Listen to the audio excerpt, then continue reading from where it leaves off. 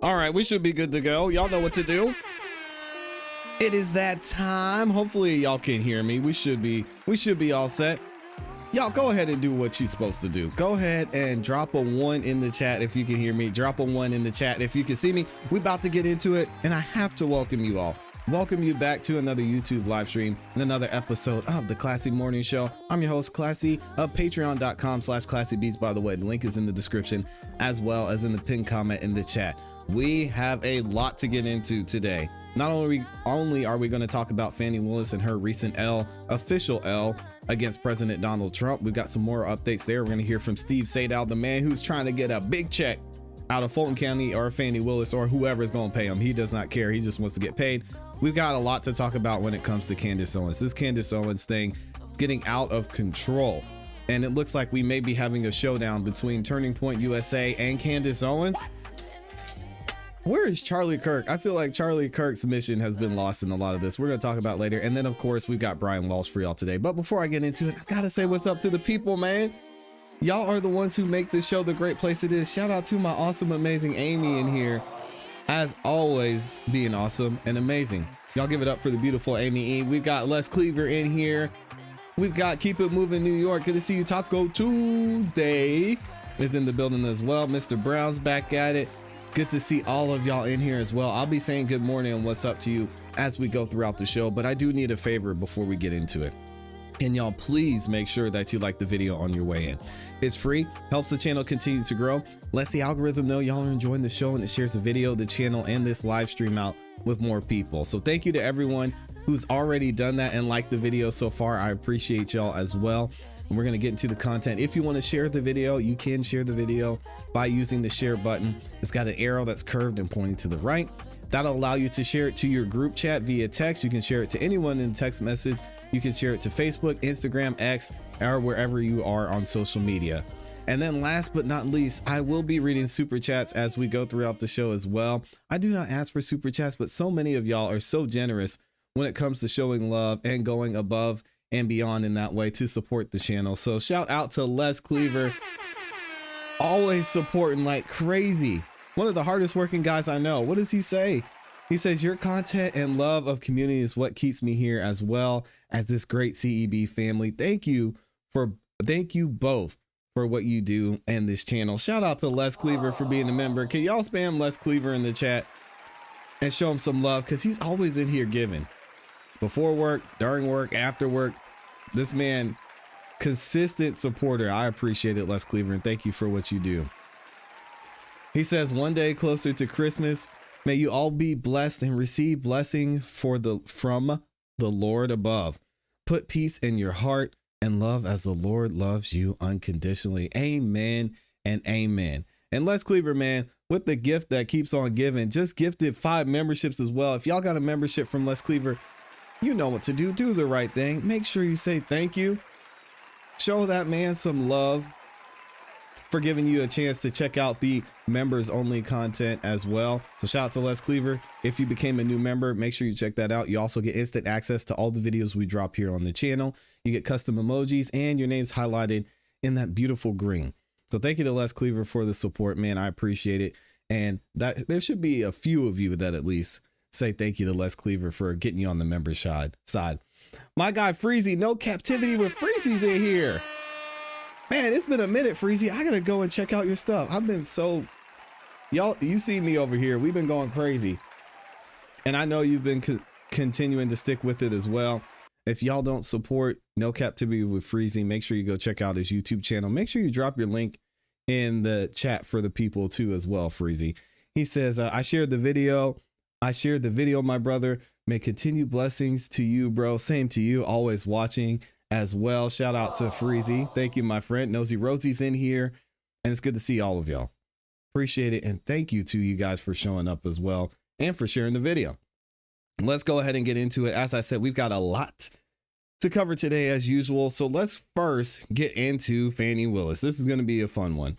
So y'all know we've been covering here what's been going on in Fulton County now that this election interference case against Donald Trump has been dropped. Fani Willis taking another L. Haven't heard an official statement from her yet now that this has been dismissed. other than her saying, well, of course nobody wanted to take this because they're all scared. Apparently, Fani Willis is the only brave one. We'll get into that in a second. Now, since this case has been dismissed, the attorneys who were involved in defending the President Donald Trump, then at the time running for president, now they want to get paid. They want their money, and they're saying, we don't care who pays us, whether it's Fani Willis, whether it's the federal government, whether it's Fulton County, we want to get our money. And we're going to hear from Steve Sadow, who was one of the main attorneys and an excellent attorney that participated in this indictment and this entire debacle of this election interference case. And he's going to talk about what he believes and what he thinks about the dismissal and how he's about to get his money, because this man's going to get paid. Was there a time from 2023 until now where you realized this isn't going anywhere? In the sense of not going anywhere, you mean the prosecution itself? I thought that there was a real problem with the prosecution once my client was elected president in 2024. Yep. That pretty much cinched it for me, and I figured at that point, in some form or fashion, it would go away. But to be perfectly candid, after Fani Willis's performance in the courtroom in early winter of 24, it was so poorly done, and the issue of disqualification was so clear, I thought it was just a matter of time until she was gone. When she was gone, I figured no one else would take this case. I want to get back to Ms. Willis in just a second, but I do want to ask you, when this all came down, did you speak to the president? Did he say anything that was of note just about this whole process? I'd like to recite my conversations with my client, but I'm really not permitted to do that. So let's just say that he was happy and felt it was about time. Thank you for that. I do want to get back to District Attorney Fani Willis. If you could ask her a question about how she handled the case, what would you ask her? Why she didn't take into consideration all the meritorious, substantive points that were made even before I got involved in the case, and why, while I think she always tries to exercise good judgment, it was so poorly done here with her affair with the prosecutor that she appointed to handle the case. I'd like to know how in the world she thought that would be justifiable, or did she think it was just going to remain a secret forever? Yeah, well, I can tell you how. She went to the White House. She spoke with, let's just say, in theory, Kamala Harris, at the time, the vice president, and was like, hey, we need to make this happen. We need to figure this out. And Fani Willis said, all right, I'm on a mission from the White House. Let's go ahead and get it done. Maybe she thought she was invincible. Fani's not going to answer that question. And I imagine this is not the first time you've worked with District Attorney Fani Willis. No, I represented Gunna in the RICO case, in which he was permitted to enter a very, very favorable plea for resolution. So we dealt with her on that, and I dealt with her earlier than that. This was just surprisingly out of character for her. Why so? Because I think she has a good head on her shoulders, and I think it just somehow got displaced. I think her political ambition, her thoughts of going against a former president of the United States overrode her judgment. Now, there's some people who look at this case now being dismissed as justice not served. Some people feel that the president and his co-defendants listed did deserve some type of punishment. What is your message to them? This case was won on many levels. Ultimately, of course, it was dismissed by the judge upon motion of the new prosecutor.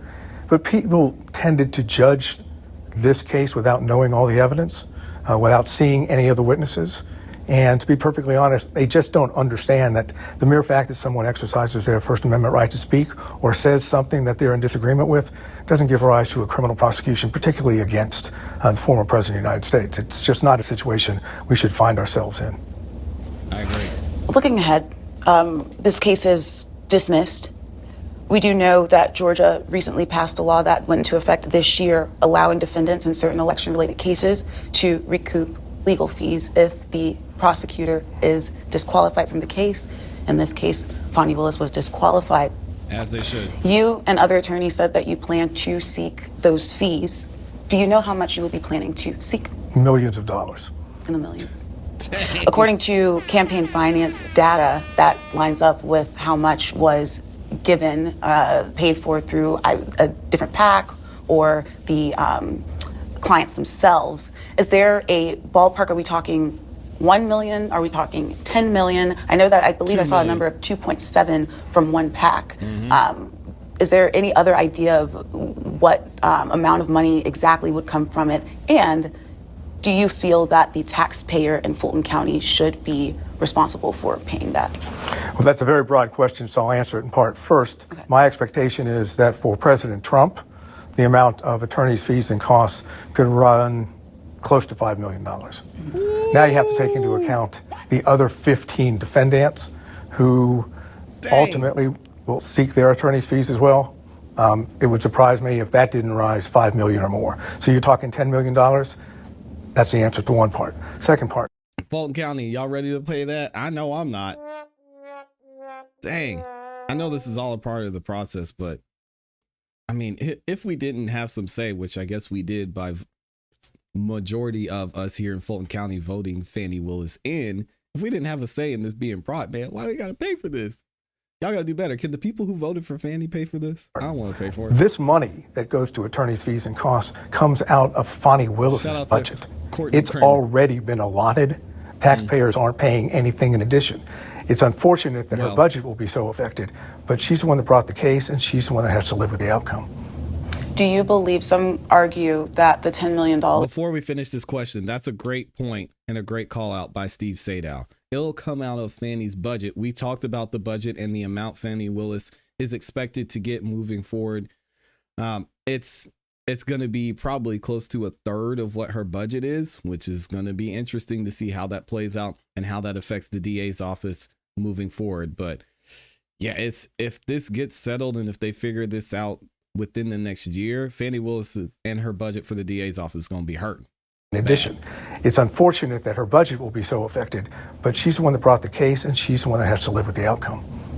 Do you believe, some argue that the $10 million that would be coming out of her budget, potentially $10 million, we don't know what the judge will weigh in on that, to go, could be used for other resources, such as bringing those who have been waiting in jail cases and just other things that she would need? She says, I believe in another interview with the outlet Capital B, that she needs more people to process these cases. She needs more money to do that. So some see this payment could go to helping them get those different cases out of Rice Street, et cetera. What is your comment on that?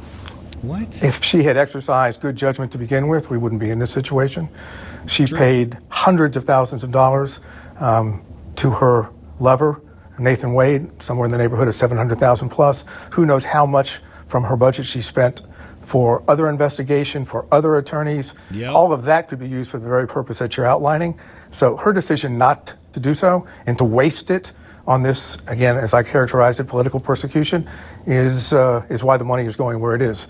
I would love to see her do something with her office and change some of those policies and practices so that people that are sitting in jail get reached earlier. But again, I think political ambition controlled, not common sense. So you say it's on, if people have a question, that you're saying, look at Fani Willis, don't look at us. Not only am I saying that, but they re-elected her in 2024. Don't remind us, Steve. There's really no one to blame. But hey, shout out to Courtney Kramer, man. We got to make some changes. Why'd y'all vote Fani in again? Dang.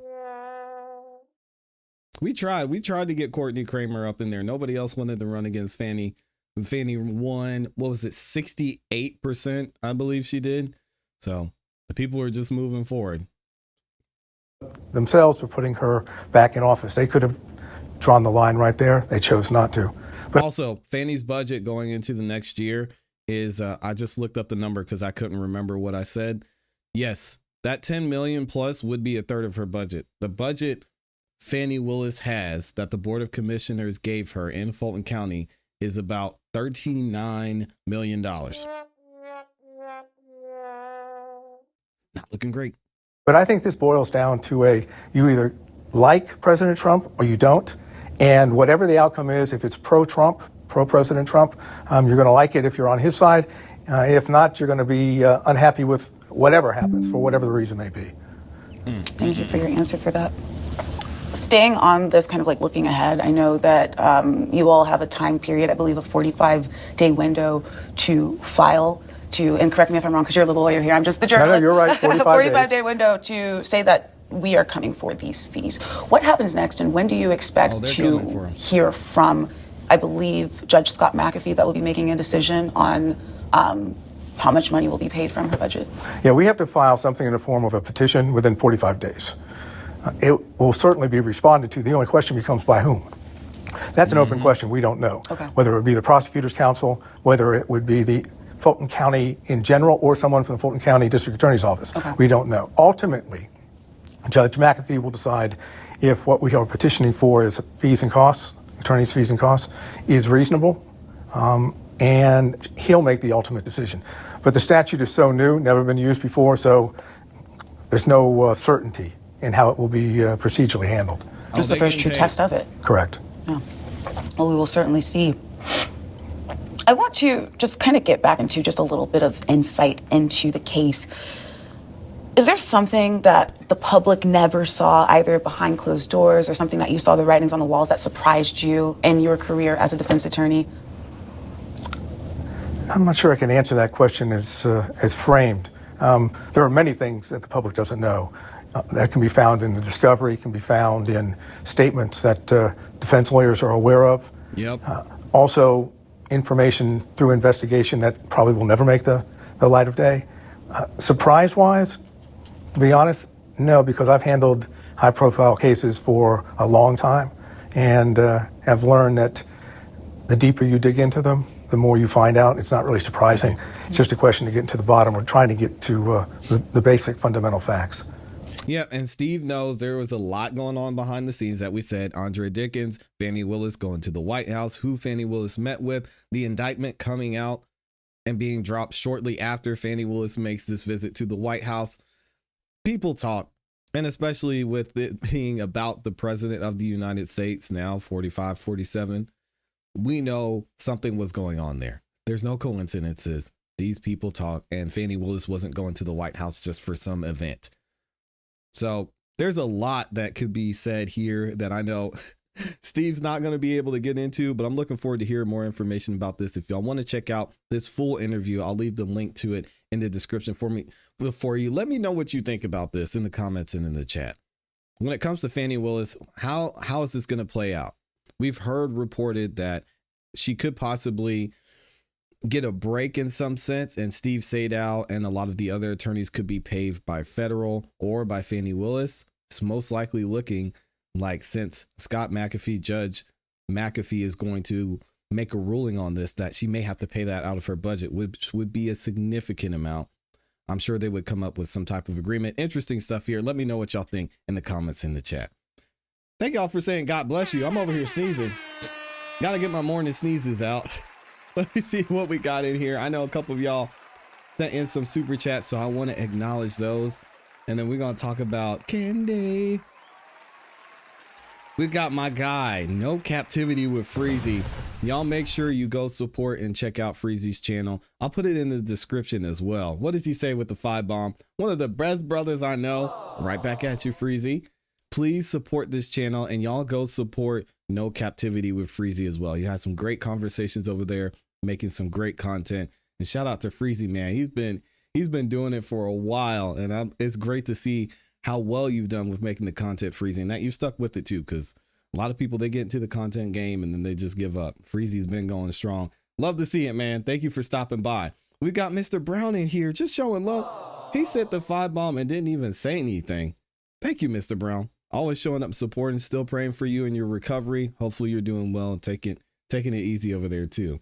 And thank you to everybody stopping by too. I see some of our usuals in the building. Good to see y'all. Let me double check and see, make sure I didn't miss anybody. All right. So we're all good. We're going to get into, oh boy, this is going to be an interesting one.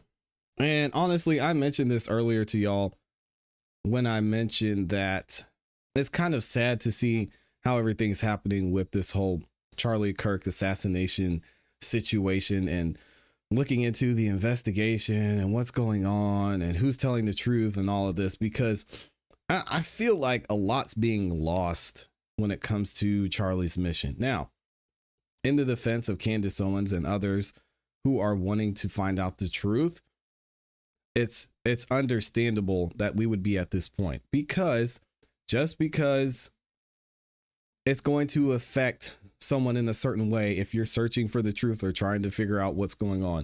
It doesn't mean you should stay silent. And I get a lot of what's being said about Candace Owens and how she's been handling this, and she's wanting the spotlight on her. I just think it's because Candace Owens is the only one that's been brave enough to ask questions.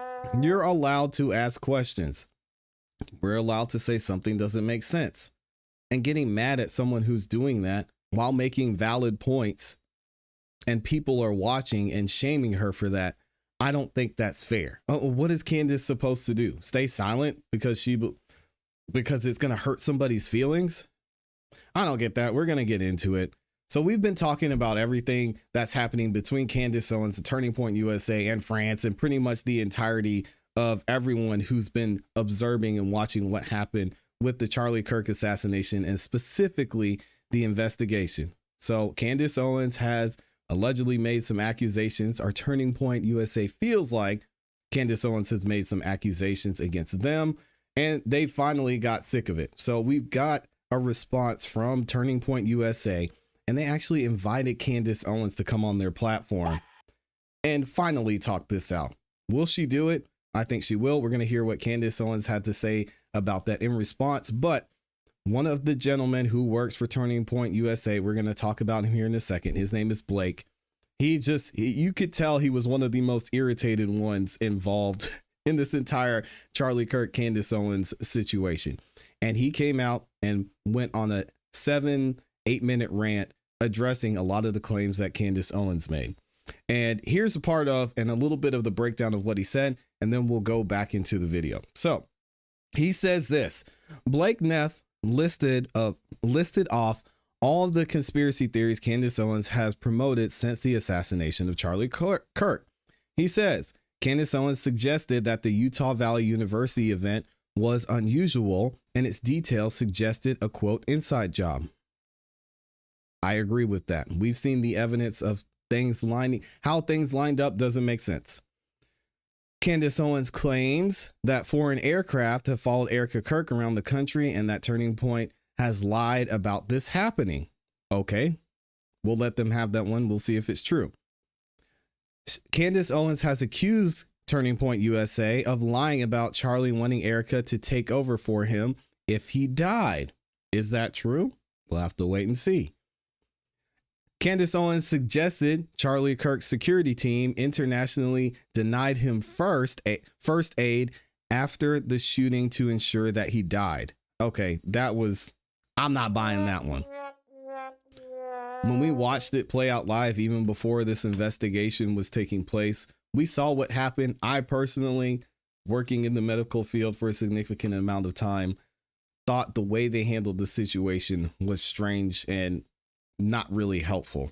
Granted, the way Charlie Kirk was shot and assassinated, there really wasn't much he could do. I believe he was dead when it happened within seconds. So again, I'll let him have that point. Candace Owens has raised suspicions about the head of our technical team because he took an SD card out of the camera. I think that's it's more than fair. You could debate it on both sides. Candace Owens has spread absurd claims about Tyler Bauer, I don't know his name, about Tyler, who we just had on the show, and we're not going to talk about the implications there. I'm not going to go into that. Candace Owens suggests that Turning Point USA's faith-affiliated pastors are a part of a military, quote, infiltration of Turning Point. Another wild claim. I'll give him that. Candace Owens said that Charlie's murder, quote, had to be approved by Charlie's friends, and then suggested those friends might have her murdered too for, quote, knowing the truth. Again, Candace Owens has shown proof in some ways about things going on behind the scene that Turning Point USA hasn't been honest about. So again, who are we going to believe here? Who has the receipts? Who has the proof? Candace Owens has made other strange allegations involving French paratroopers in maroon shirts, Egyptian Air Force planes flying out of Provo, Utah, potential underground assassinations traveling through unseen tunnels. At one point in early November, Candace Owens stated, I think it meant to say, stated, started wildly throwing suspicions on member of Utah Valley's soccer team for wearing hoodies. I don't remember that part. And then he says, my friends have had to endure the harassment from people who have gotten whipped up by Candace and what she's saying. In fact, I would have to say we have suffered more harassment than those we have suffered from Antifa supporters who overtly celebrate Charlie's murder.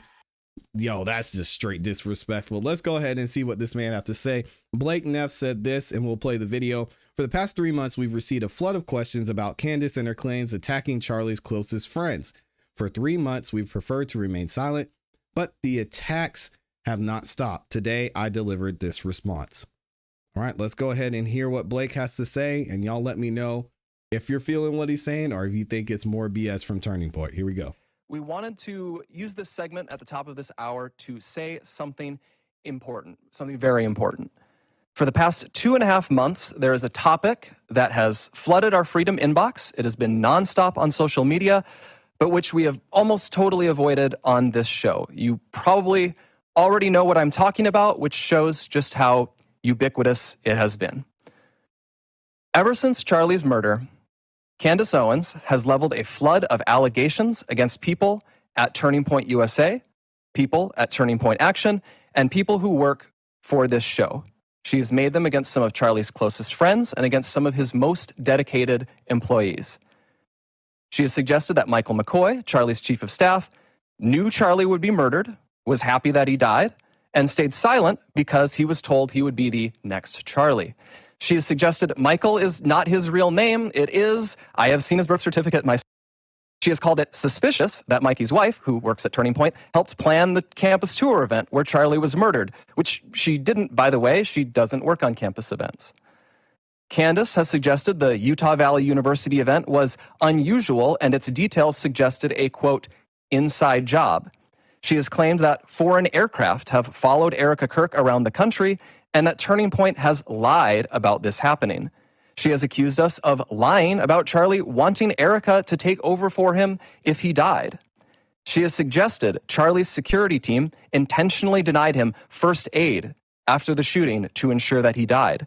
She has raised suspicions about the head of our technical team because he took an SD card out of a camera. She has spread absurd claims that Tyler Boyer, who we just had on the show, sexually abuses male interns. Joe. She has suggested that TPUSA faith-affiliated pastors, like theologian Frank Turek, who we'll have on in a moment, and Pastor Rob McCoy, are part of a military, quote, infiltration of Turning Point, either because they are veterans or because they have family members who are.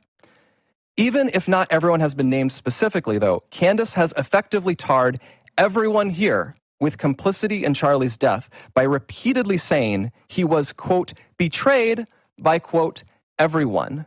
She has said Charlie's murder, quote, had to be approved by Charlie's friends, and then suggested those friends might have her murdered too for, quote, knowing the truth. She has made claims of financial impropriety and fraud at Turning Point, adding up into the millions of dollars, which, again, is not true. Charlie made sure the organization was audited by a third party every year. He personally reviewed and he signed off on every expense report and literally every single bill paid by the organization down to a single United States dollar. Well, okay, if that's true, then why was Charlie wanting to implement a Doge-like section of Turning Point to figure out where the money was going and why, and how the money was going out and where it was going?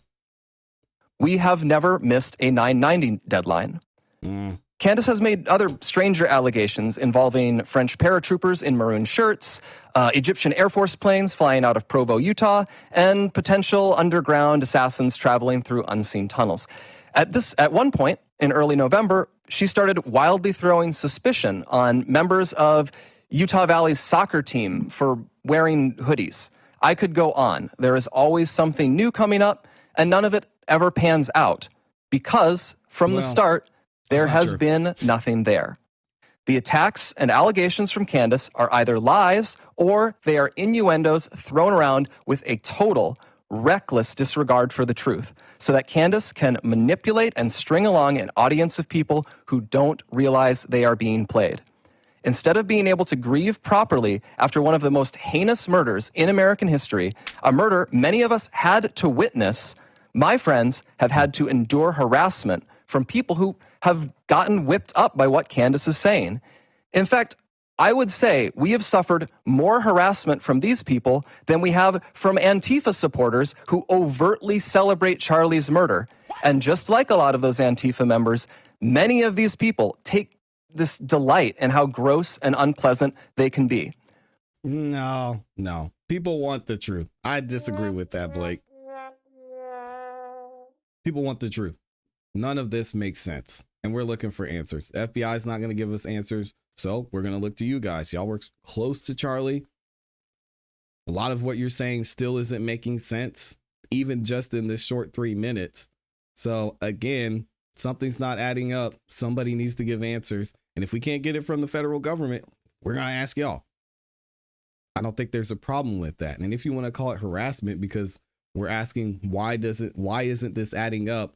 Why isn't this making sense? Y'all want us to support and not ask any questions. You want us to continue Charlie's legacy and just move on from it and grieve. I don't think that's fair. What our friends have had to endure is not funny, and it's not insignificant. It is evil. I have seen it. For months, we have received hundreds, thousands, I suspect, emails and calls asking us to respond. People have wanted us to invite Candace on the show. But for a long time, our approach was to say nothing. We did that for several reasons. First, we thought that her prevarications were so absurd that nobody would believe them. We shouldn't have to answer questions about secret tunnels or Egyptian Air Force planes.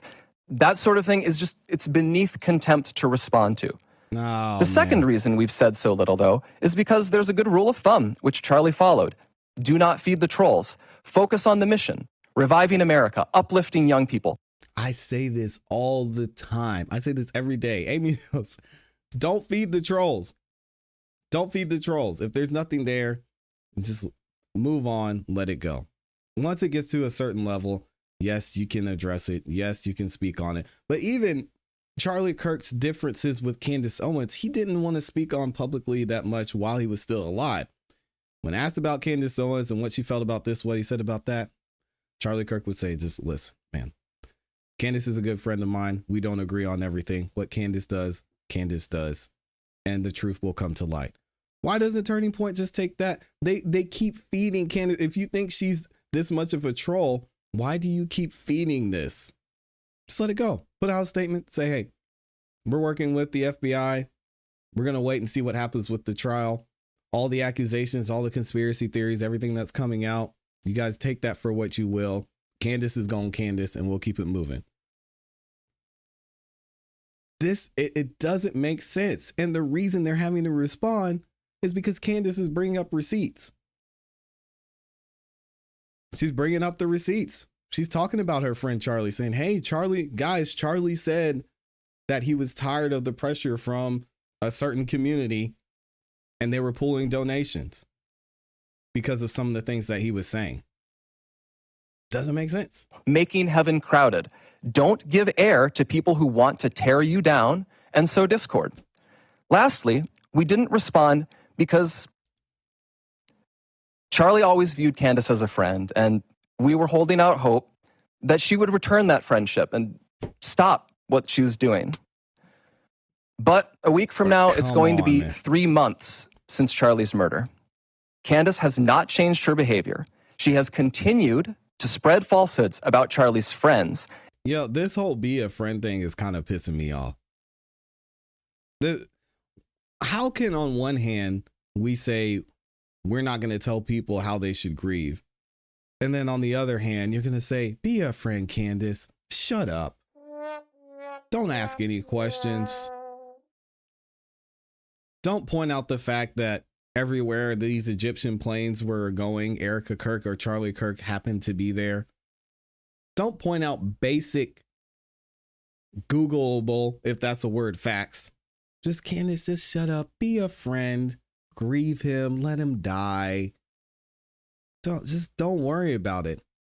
That is one of the most gaslighting statements I've ever heard. We were hoping Candace would be a friend to Charlie.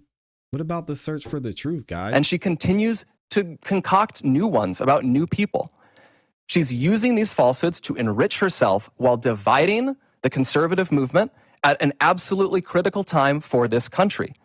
And far too often, we here have heard from ordinary people, people who loved Charlie and who Charlie loved so much in return.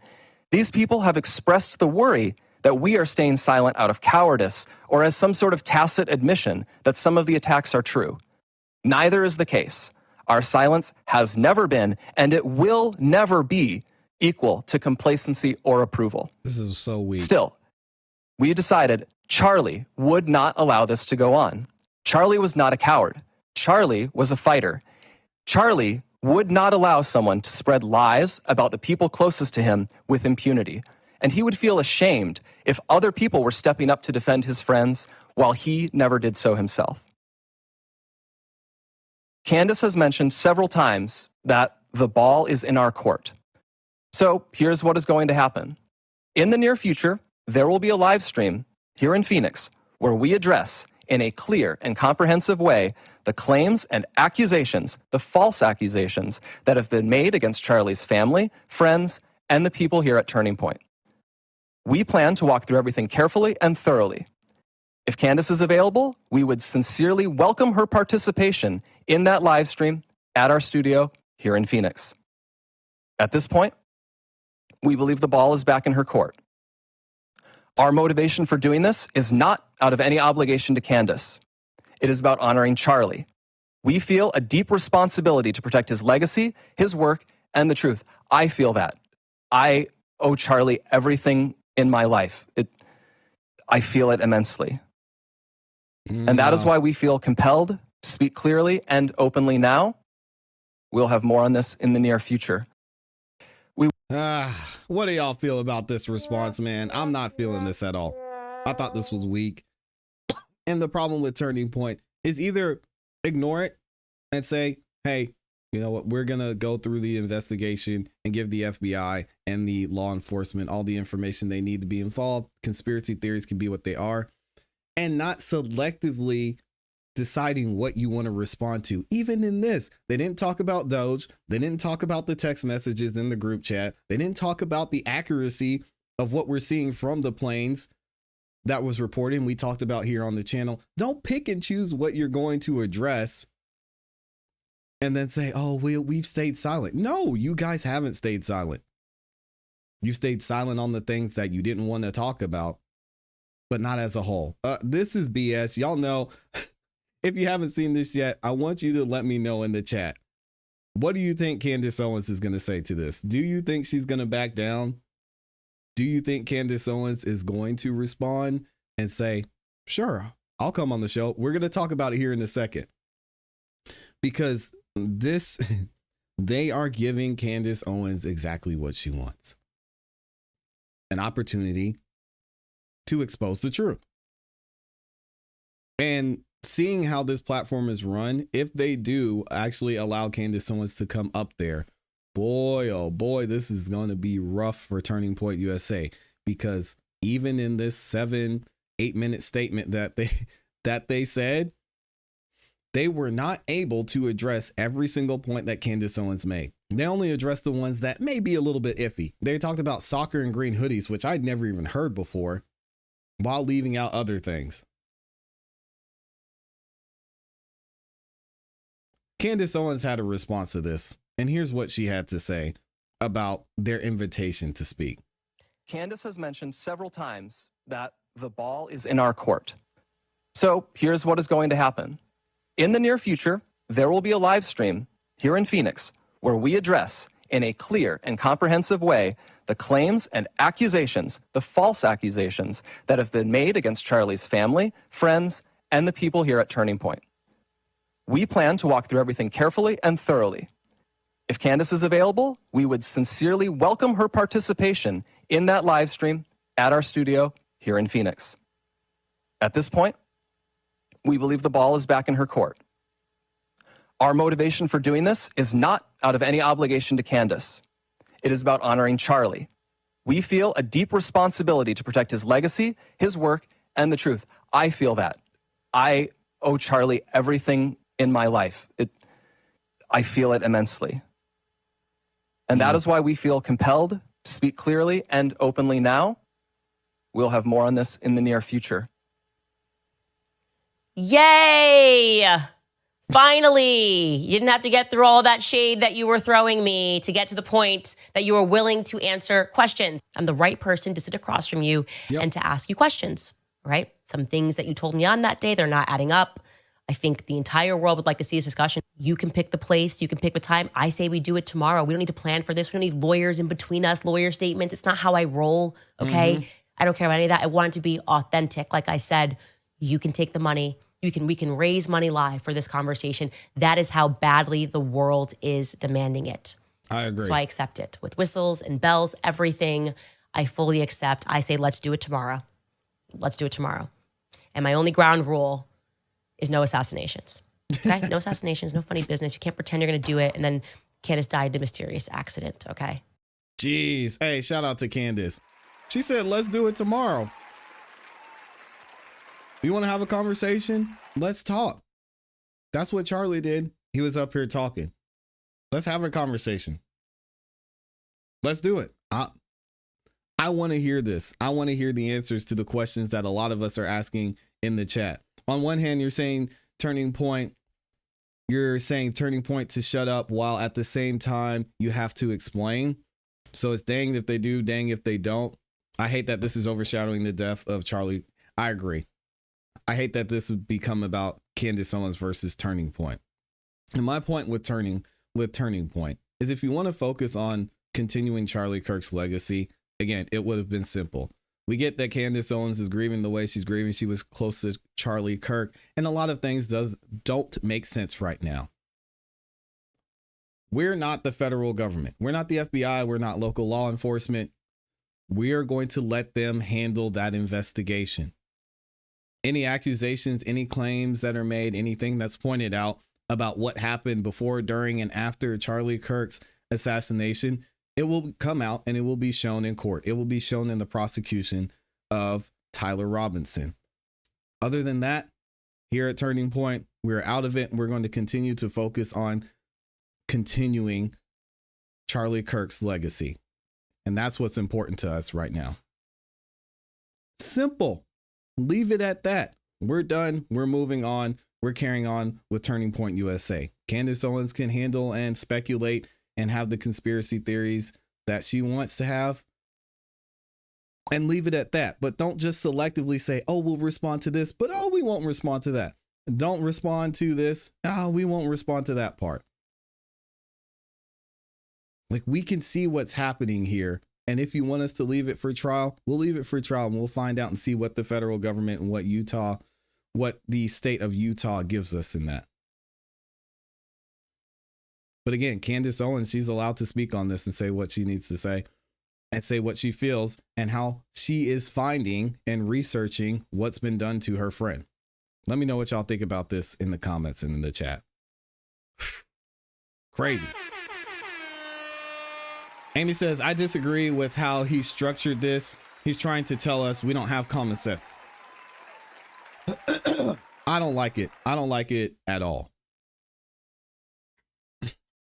And Amy, man, Amy says it sounds familiar. Amy could probably speak on this a lot just because of the nature of other sides, other parts of her professional career. When someone has an issue with someone seeking clarity, understanding what happened, asking questions, saying, hey, I see this over here. This doesn't make sense. What's going on? If you're asking those type of questions and someone has an issue with it, the issue usually isn't with the person asking questions. Like 99% of the time, the issue is with the person who is being asked. Candace Owens is saying, that's interesting. These planes were in the same and around the same area. Oh, this is interesting. Right before Charlie Kirk was assassinated, He said that he was getting tired of the pressure from the Jewish community with their donations. Amy said it, and I said it earlier. Felt like this was a weak attempt at gaslighting us. There's a lot of language in there that was, it felt like straight up gaslighting, to be honest. And again, Turning Point doesn't owe an explanation. But if you're going to go down this path of responding, then at least be honest, guys. Don't give us part of the truth. I honestly don't want to participate in the Turning Point and Candace thing. This has become about them and not Charlie. It makes me sad. Well,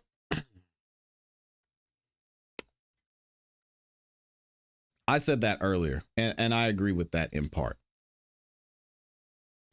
But also, Candace and her mission throughout this has not been to point fingers. And I think that's why she gave her sarcastic yay at the beginning. It is to find out and figure out what happened. Because even before, let's be honest, guys, even before Candace Owens started speaking on this, even before we heard anything from Turning Point USA, a lot of what we saw, a lot of what we were hearing from Kash Patel, a lot of what we were hearing from Governor Cox about this investigation, what happened with Tyler Robinson, how this played out, it didn't make sense. It didn't make sense at all. And now Candace Owens is saying, whoa, you guys think that's good? Wait till you find out what Charlie Kirk said hours before he was assassinated. Whoa, guys, you think this was good? Watch this video again. Why is this person running over to grab the SD card out of the camera instantly? Just a question. Whoa, you guys think that was weird? Wait until you find out who owned the property where Tyler Robinson was. Candace Owens is literally just giving context to a lot of what our basic human biology saw, felt, and knew, that something wasn't adding up.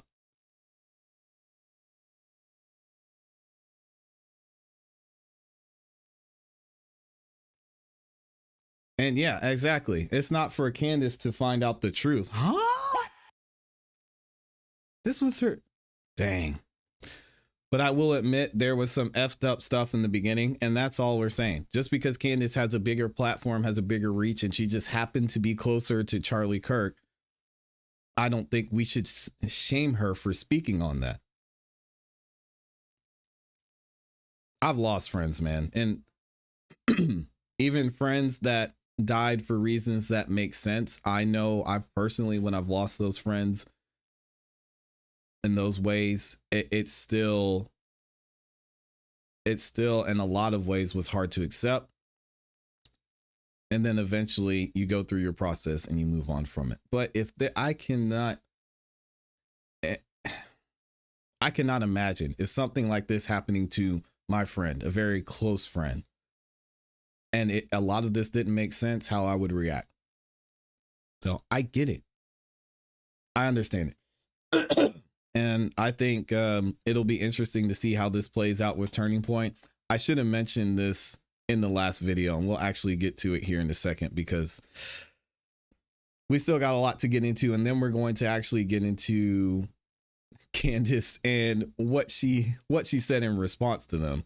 But we should not lose friends over this. I've lost my son over politics. It sucks. Yeah. Rest in peace to Charlie Kirk. I agree.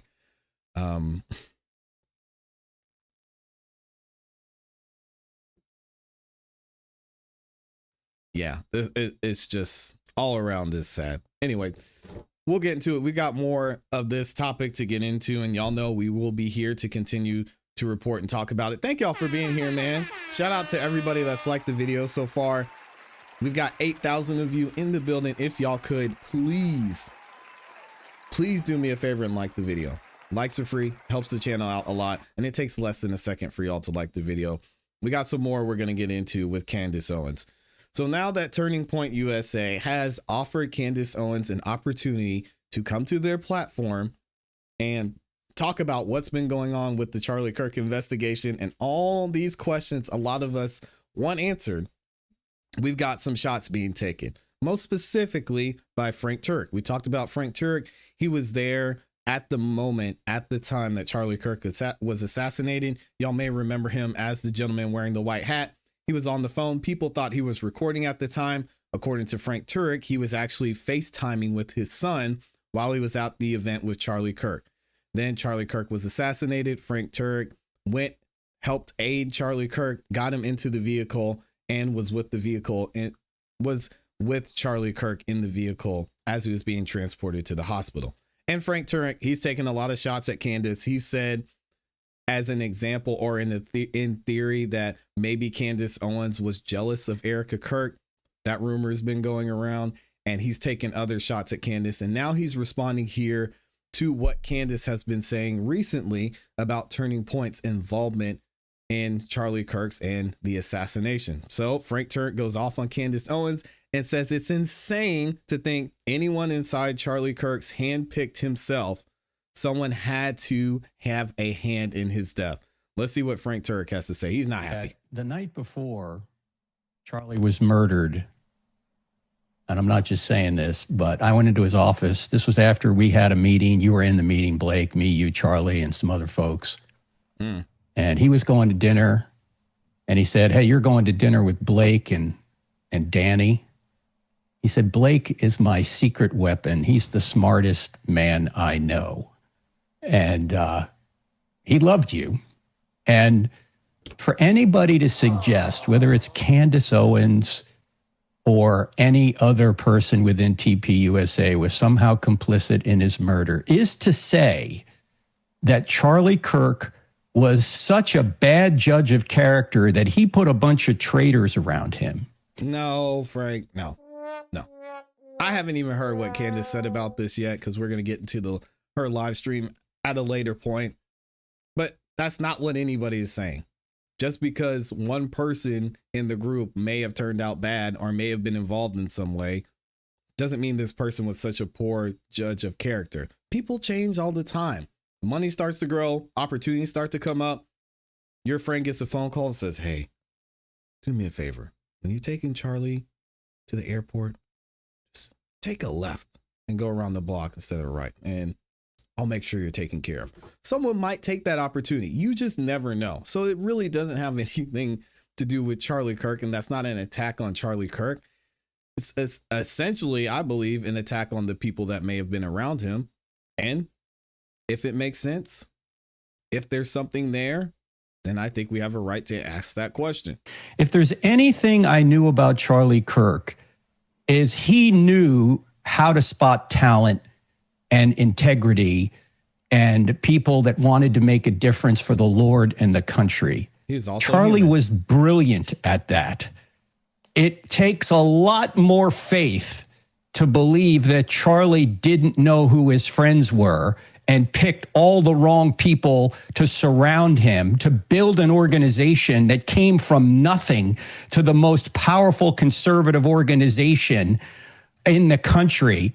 In 13 years, he built it, and it was big before 13 years. You know, he really got it moving in about 7 or 8 years later. It strains credulity to suggest that people within that organization, people that he handpicked himself, somehow murdered him.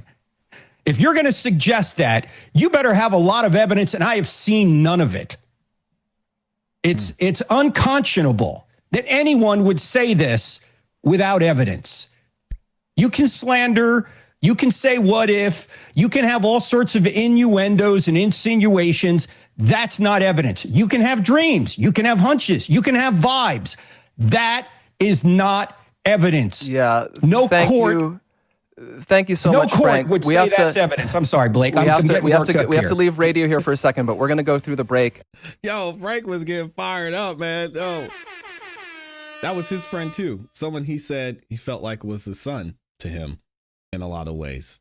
So now we have this, and I wanted to read this post because, again, we're going to be fair and give the background on both sides. This is just a clip of instances where it's being said that Candace Owens has been inconsistent and actually defamed and slandered a lot of people in Turning Point USA. Let's see what this person, Nathan, has to say. Candace Owens is fundamentally dishonest.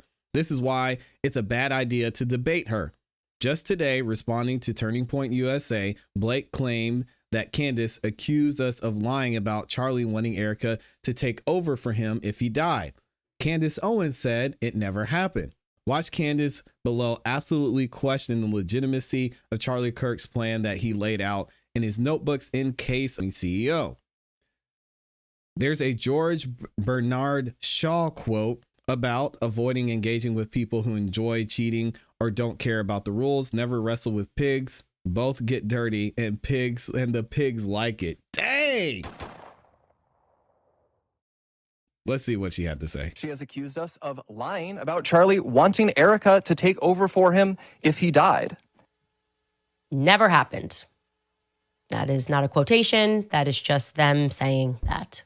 So let's keep rolling. And it just so happened that Charlie Kirk kept notebooks and diaries. He was so diligent that he wrote down his succession plan featuring who he wanted to take over for the organization in the event of his untimely death. Like, he just, in the third notebook, he was like, oh, and if I accidentally get shot on campus, here's what you should do. Call Erica. And then after you call Erica, come find this notebook. And if during this process of our imagination, common sense comes on and we're like, but wait, Charlie, wasn't he like a boy genius? He's a pretty bright kid. Wouldn't he have maybe formalized that succession plan outside of like a diary? Maybe call one of his many lawyers, maybe formalize it in a will, because that's what you're supposed to do if you are thinking about dying and you need to make a plan. You make a will. I'm sure he had a will, but no, he wanted to put it in these notebooks. And then the plan was to guilt us, I think, to try to haunt us with the ghost of Charlie's notebooks that we're never going to be allowed to read, but we're supposed to accept that they most definitely read, like for sure. Never happened. She has accused us. Now, I think it's fair to point this out. Also, Candace Owens wasn't saying here that Charlie Kirk didn't want Erica Kirk to take over. What she's saying is it's just strange, again, asking questions, that the only reason that Charlie Kirk wanted Erica, or the only place documented that Charlie Kirk said Erica was going to take over, was in his diary and his notes. To me, honestly, that doesn't make sense either. If you know you're in danger, if you know that you're in a position to where your life could be threatened, wouldn't there be something else, Charlie Kirk being the man that he was, in place that would allow him to have a clear laid out plan, documented legal documents saying that this is what's going to happen? Candace Owens did not say that he didn't want Erica Kirk to take over. And again, this is the problem that they're going to have. A lot of this is insinuated. A lot of this, they're saying that Candace Owens implied or was inferring, and she actually didn't directly say. She's asking questions. So now it looks like we have a date for this whole debate, whatever you want. I don't want to call it a debate, but this whole question and answer session from Candace Owens and Turning Point USA, because Blake said this. He says the live stream we announced on the show Wednesday has been set at 4 p.m. Eastern Standard Time on December 15th. A collection of Charlie's friends will respond to the statements made by Candace Owens to set the record straight once and for all prior to the opening of America Fest. We'll be live streaming from Charlie's Phoenix studio. Our offer from yesterday holds. If Candace wishes to join us in person in Phoenix, she is welcome to do so. She can let us know by the end of today. Candace Owens already said she was willing to do it today. So what do they mean she can let them know? Again, so strange the way this is being handled. So strange the way Turning Point is choosing to go about this. What do they need 15 days for? Maybe they just had a week's worth of shows planned or 11 days worth of shows planned and they weren't going to be able to fit it in until then. Why not just do it today? Get on Zoom, have the conversation, answer the questions. Shouldn't be that hard. Now we have some more information that's coming out, and this is a lot of speculation. So keep that in mind. But it's looking like former employees from Turning Point USA are starting to speak out as well. Check this video out, which is interesting. And if it lands in the right hands, whatever. My name is Amanda. I worked for Turning Point USA and Charlie Kirk for 4 years. One of those years, I was a donor relations officer in Phoenix, Arizona. And what that means is I worked with all the donors within a certain region for all of Turning Point's assets. So allegedly. Turning Point Action, Turning Point Academy, Turning Point USA, Faith, Blexit, podcasting, wow. Everything. When I saw Candace Owens' comment this morning, granted, I am not a Candace Owens fan, personally. And that comment, I felt like I had to say something. What I did for Turning Point USA within that department was some of the most... I can't even begin to describe it, because the people that I felt like I was working for were not... They were horrible. I mean, like, it was just some of the worst times ever. And I was working for such an amazing, brilliant idea of an organization, and to see it for what it really was behind the scenes, and what makes it Turning Point, which is money. I mean, I'm sorry, but it is. That's how it works in the nonprofit world. It took me so much towards the end not to tell donors to take their money elsewhere. Wow. That is the first time I've said that out loud. And I'm so proud of myself for being able to come out of that organization and be who I am today. And I hope that all of my amazing, brilliant friends that I know that are still there are able to find their moment to move on. Gosh, the people that are behind it all are just like the worst of the worst.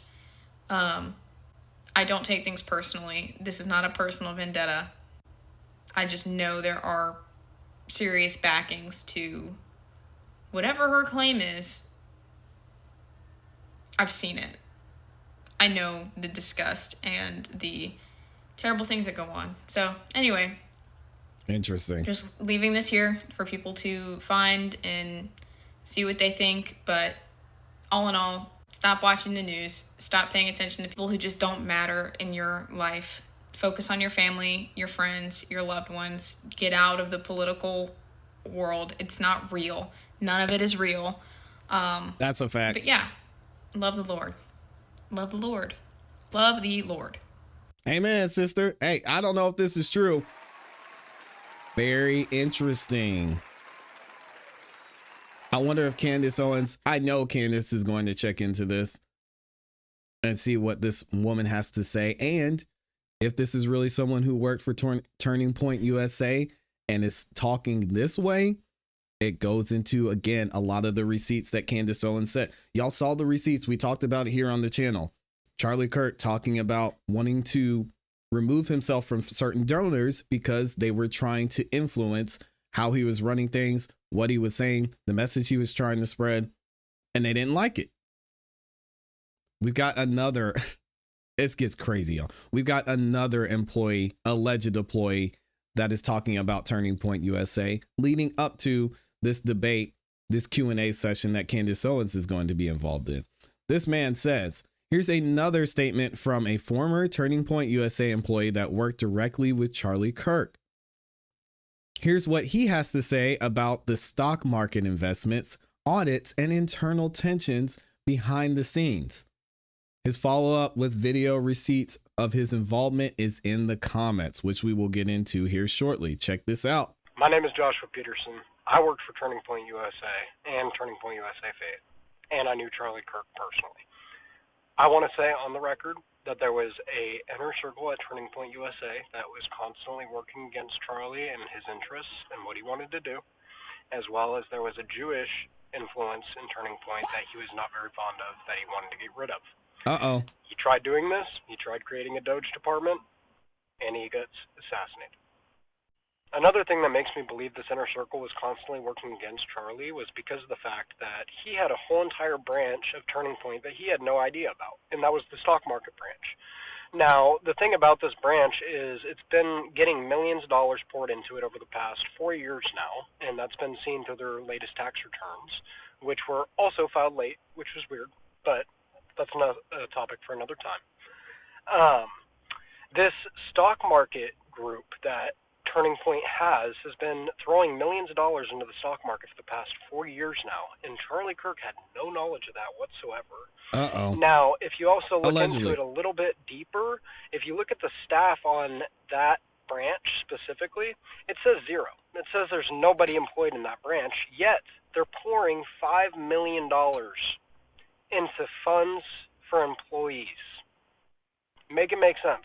That sounds like money laundering to me. It sounds like there's some pyramid scheme going on behind the scenes at Turning Point that Charlie did not know about originally, and I think that he was planning to expose that, and that's ultimately what got him killed. Wow. And we talk about receipts here. Let's see if this gentleman has the receipts. Let's get into this next video. It's getting weird, guys. Check it out. A lot of people are asking, did you really work for Turning Point USA? And yes, I did. I'll tag some photos in the next clip just to show you guys that I did work for them.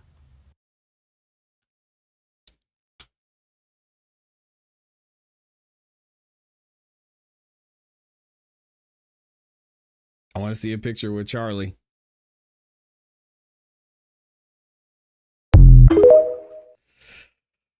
Guys, things are getting really weird. We're going to hear from Candace here shortly because she absolutely goes off on Turning Point USA. I want to know what y'all think about this in the comments in the chat.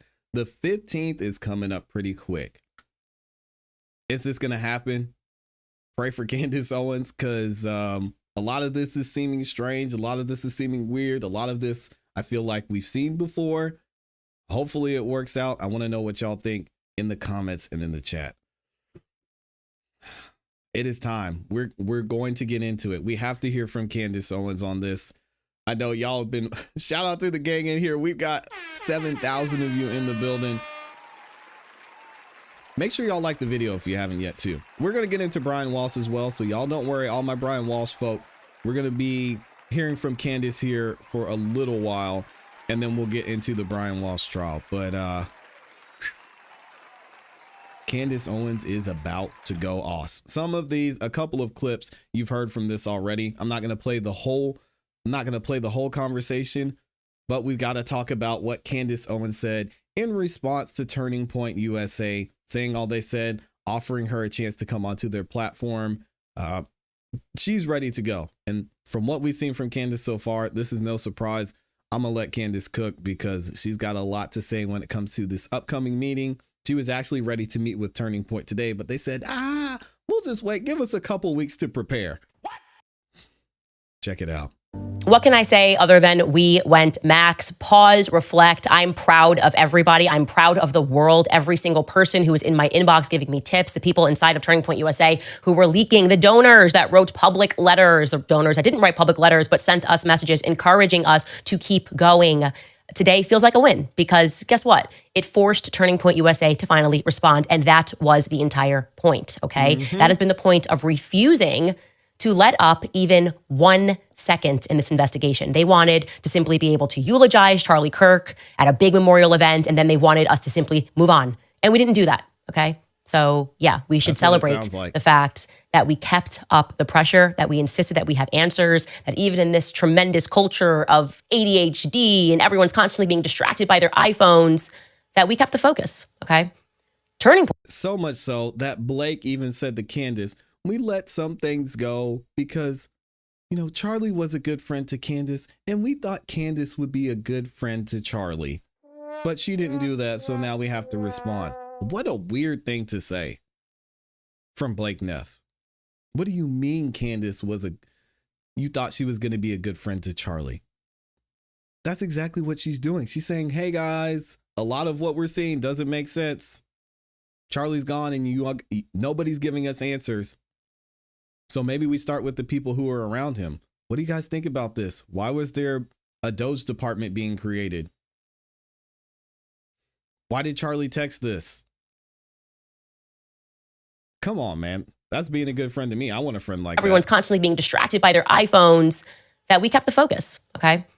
Turning Point is going to commit to a live streamed event where they are apparently going to answer all of these lingering questions. And I would say these were pretty basic questions right out of the gate. Why they didn't do that right out of the gate, nobody knows. We can hear them, their explanation for why they didn't in just a moment, because they sent Blake Neff out. Blake Neff, by the way, is the producer of the Charlie Kirk Show. Now he is kind of the rotating talent of the Charlie Kirk Show. He was already featured with Charlie on the show, so that's not unusual. But I think we probably anticipated that Andrew Colvett, who is the TPUSA spokesperson, would have been the person to deliver this message. Maybe in theory, that should have been his job. Maybe he's traveling. The point is, we got Blake Neff, and I want to say, just to reiterate, that I have always maintained that whatever is going on at Turning Point USA, I have not felt that Blake Neff is one of the bad guys, okay? I just have never gotten that particular vibe from him. I believe that when he speaks, he believes that he is telling the truth. And maybe that's why they want him in front of the camera. He's been the only person that has been responding in a way that feels even remotely authentic when he defends the actions of Mikey McCoy on that day. I sense that he believes that he is telling the truth. Anyways, let's listen to what Blake Neff had to say in its entirety. It's not going to feel organic. Obviously, he's reading from a piece of paper. This has probably been reviewed 12 times by many different lawyers because that's how it works at big organizations and companies. But I don't fault him. That will pause at certain moments because I do want to be able to respond throughout it. It's a bit long, but I want to give them my platform as I always have made that offer to. So here is Blake Neff. Let's skip ahead. Ever since Charlie's murder. Okay, so first and foremost, I actually never said that she helped plan the event. I said it was suspicious that Mikey McCoy's wife, that we never found out who did plan the event, that was one of the answers that we wanted to know. And I said that she works in events, still was not clear on what happened regarding Mikey McCoy. I think the entire world believes that his actions are suspicious because we have eyes. And you don't get to wiggle out of that by pretending that us playing the words of his own father, Rob McCoy, who I think is highly suspicious in all of this. He has a suspicious background. We played his own words as he tried to sanitize someone who spent time in prison for being a sexual deviant, right? For trying to take photos of young girls. I don't think he's a good guy, and you're not going to make us forget those things because you are trying to pretend that Mikey's actions were totally normal that day. They weren't. That's why I didn't make the public feel that way, okay? I may have voiced how they felt, which everyone else is refusing to do, but I do believe that Mikey McCoy should have to answer for who he had on the phone right when the shot went off. So yeah, his father, his own father, is the one that spoke about Charlie's notebooks and spoke about how Mikey McCoy was talented. And it was Mikey McCoy who then jumped on Liberty University's stage for an event that was scheduled for Charlie Kirk. So there you go. That's our perspective, and I'm going to stand by it. Let's keep it rolling. And again, we've heard this entire statement from Blake, so we're going to keep it moving through this. If y'all missed it, make sure you go back and check out the video where we talked about that and heard Blake's statement. The details suggested a, quote, inside job. It was unusual. That's a fact, and you can quote me on that because I worked for Turning Point USA, and I went on every tour since 2019. And typically those events are decided at least the semester before. This came together very quickly. It is unusual. And I don't know why you think that you are going to be able to disprove that notion when I have the emails to support that claim. And not even that. So much is being said about Candace, and they're acting like she wasn't a part of the organization. I'm glad that she made this point. They're acting like Candace doesn't know what's going on. Candace was on the outside.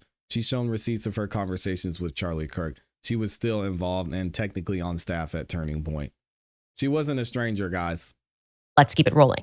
She has claimed that foreign aircraft have followed Erica Kirk around the country and that Turning Point has lied about this happening.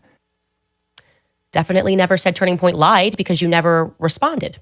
So that doesn't actually make any sense. And this is why it's not good to have lawyers write things out because sometimes they're not so detail oriented. What we did was we showed at first that when I plotted these strange Egyptian jets that they were following Charlie.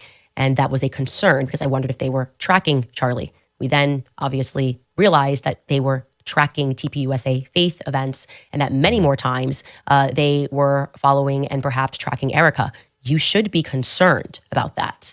We find it odd that rather than being concerned or trying to get answers to why a foreign military jet would be on the ground during a time when Charlie Kirk was assassinated, you're upset with us for asking questions about these jets. Exactly. Let's keep rolling. She has accused us of lying about Charlie wanting Erica to take over for him if he died. Never happened. That is not a quotation. That is just them saying that. So let's keep rolling. She has suggested Charlie's security team intentionally denied him first aid after the shooting to ensure that he died. When you say suggested, it means that they are interpreting my words. What I said is another fact. They did not issue him first aid. When he fell down, there was nobody who pulled out any gauze and tried to stop the bleeding. And they've admitted to that. In a sit down with Sean Ryan, Brian Harpole said it was because of the severity of the injury. I'm sorry again that we noticed something that stood out as unusual given the expertise and the amount of money that he was paying that supposed to be an elite team. Let's keep rolling. And I hate to keep going on this, but Candace is right. We all saw this. Even before Candace started talking about this, we watched it on the channel and I saw them just throw Charlie to the ground, carrying him away. And I was just like, what are they doing? Like, they're just, get him to the hospital. Nobody's trying to stop the bleeding. Nobody's trying to keep him conscious. My goodness, they were able to so quickly assess how severe his injury, I guess we would call it, was, that they just said, just let him bleed. Let's get him to the hospital. That makes no sense.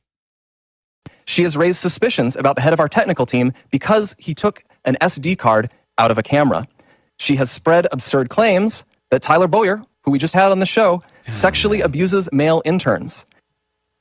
Okay, so yes, the SD card thing is unbelievably suspicious. It's not something that you would do. Neither would you just run up onto a grassy knoll and record yourself. Again, these are unusual actions. And rather than trying to pretend like it's normal to record a selfie video of yourself and to prematurely announce that somebody is dead, maybe you should answer why all of that took place, because you guys told verifiable lies about why that took place. Because don't forget, Andrew Colvett sat next to you and said it was because people were stealing. If people were stealing, you probably would want to grab the very expensive cameras and not the SD card for an event that was being live streamed. Regarding Tyler Boyer, I'm so glad we're going to do this live streamed because I'm happy to present to you the exact name of the intern. And I didn't say that he abused him. I didn't say it was not consensual. I said that he likes younger boys. I don't mean like younger as in they're not of the legal age. I'm just saying they're a lot younger than him. And yeah, yikes. I can give you the exact name of the intern that he hooked up with. That person was not at Turning Point USA. But I can also give you more than that, as well as people that are currently working for Turning Point USA who said that Tyler Boyer and these are young men tried to hook up with them after some events. So I'm glad we're going to live stream that. Keep going. She has suggested that TPUSA faith-affiliated pastors, like theologian Frank Turek, who we'll have on in a moment, and Pastor Rob McCoy, are part of a military, quote, infiltration of Turning Point, either because they are veterans or because they have family members who are. Yeah, so I do believe the Calvary Chapel, their history with Chuck Smith, the evidence that it was a militant CIA effort to infiltrate the Christian faith and to tie the Christian faith to the political ideology of Zionism. I think there's a lot of evidence for that, and I'm happy to discuss that in a broader debate. I do think that things at Turning Point USA became a bit problematic when you started to, I would say, almost hijack genuine Christian faith and sort of roll it into this idea that you must support Israel in order to be a Christian. That's kind of floating into more opinion, but I think well backed by the facts of the founding of the Calvary Chapel Church during the decade of the 60s, where the CIA was really just spiking the ball on Christians in general. Let's keep going. Even if not everyone has been named specifically, though, Candace has effectively tarred everyone here with complicity in Charlie's death by repeatedly saying he was, quote, betrayed by, quote, everyone. Sorry, that was a dream that I had. And it is also a realization that it has been months. People at Turning Point USA are in possession of text messages and the day before Charlie died, in which he wrote out to you, and not just to people that work at Turning Point USA, but also security guards, that he thought that they were going to kill him tomorrow, explicitly. I find it highly unusual that you wouldn't share that information at all, or that you would sit by and be quiet, or at some points attack people that are trying to explore who they is, because I don't think anybody believes that Charlie thought that a trans furry kid who had never been on UVU's campus was going to kill him tomorrow. And your silence during moments when people are lying, like Josh Hammer, when he said, hey, this never happened, Charlie never blinked on Israel, makes you all look very, very suspicious. Lies are only necessary, okay, when you are covering something. And if you are covering the truth, you are betraying Charlie. So I stand by that. Let's keep going. And that's fair. Why are they lying? We saw this man Candace Owens is talking about, in case y'all didn't know that what happened, Josh Hammer said Candace Owens is lying about Charlie being out on Israel. Candace Owens saying that Charlie Kirk was maybe changing his stance on how he felt about Israel. It's a lie. It wasn't true. Guess what Candace Owens did? She saw what was going on. She said, that's interesting.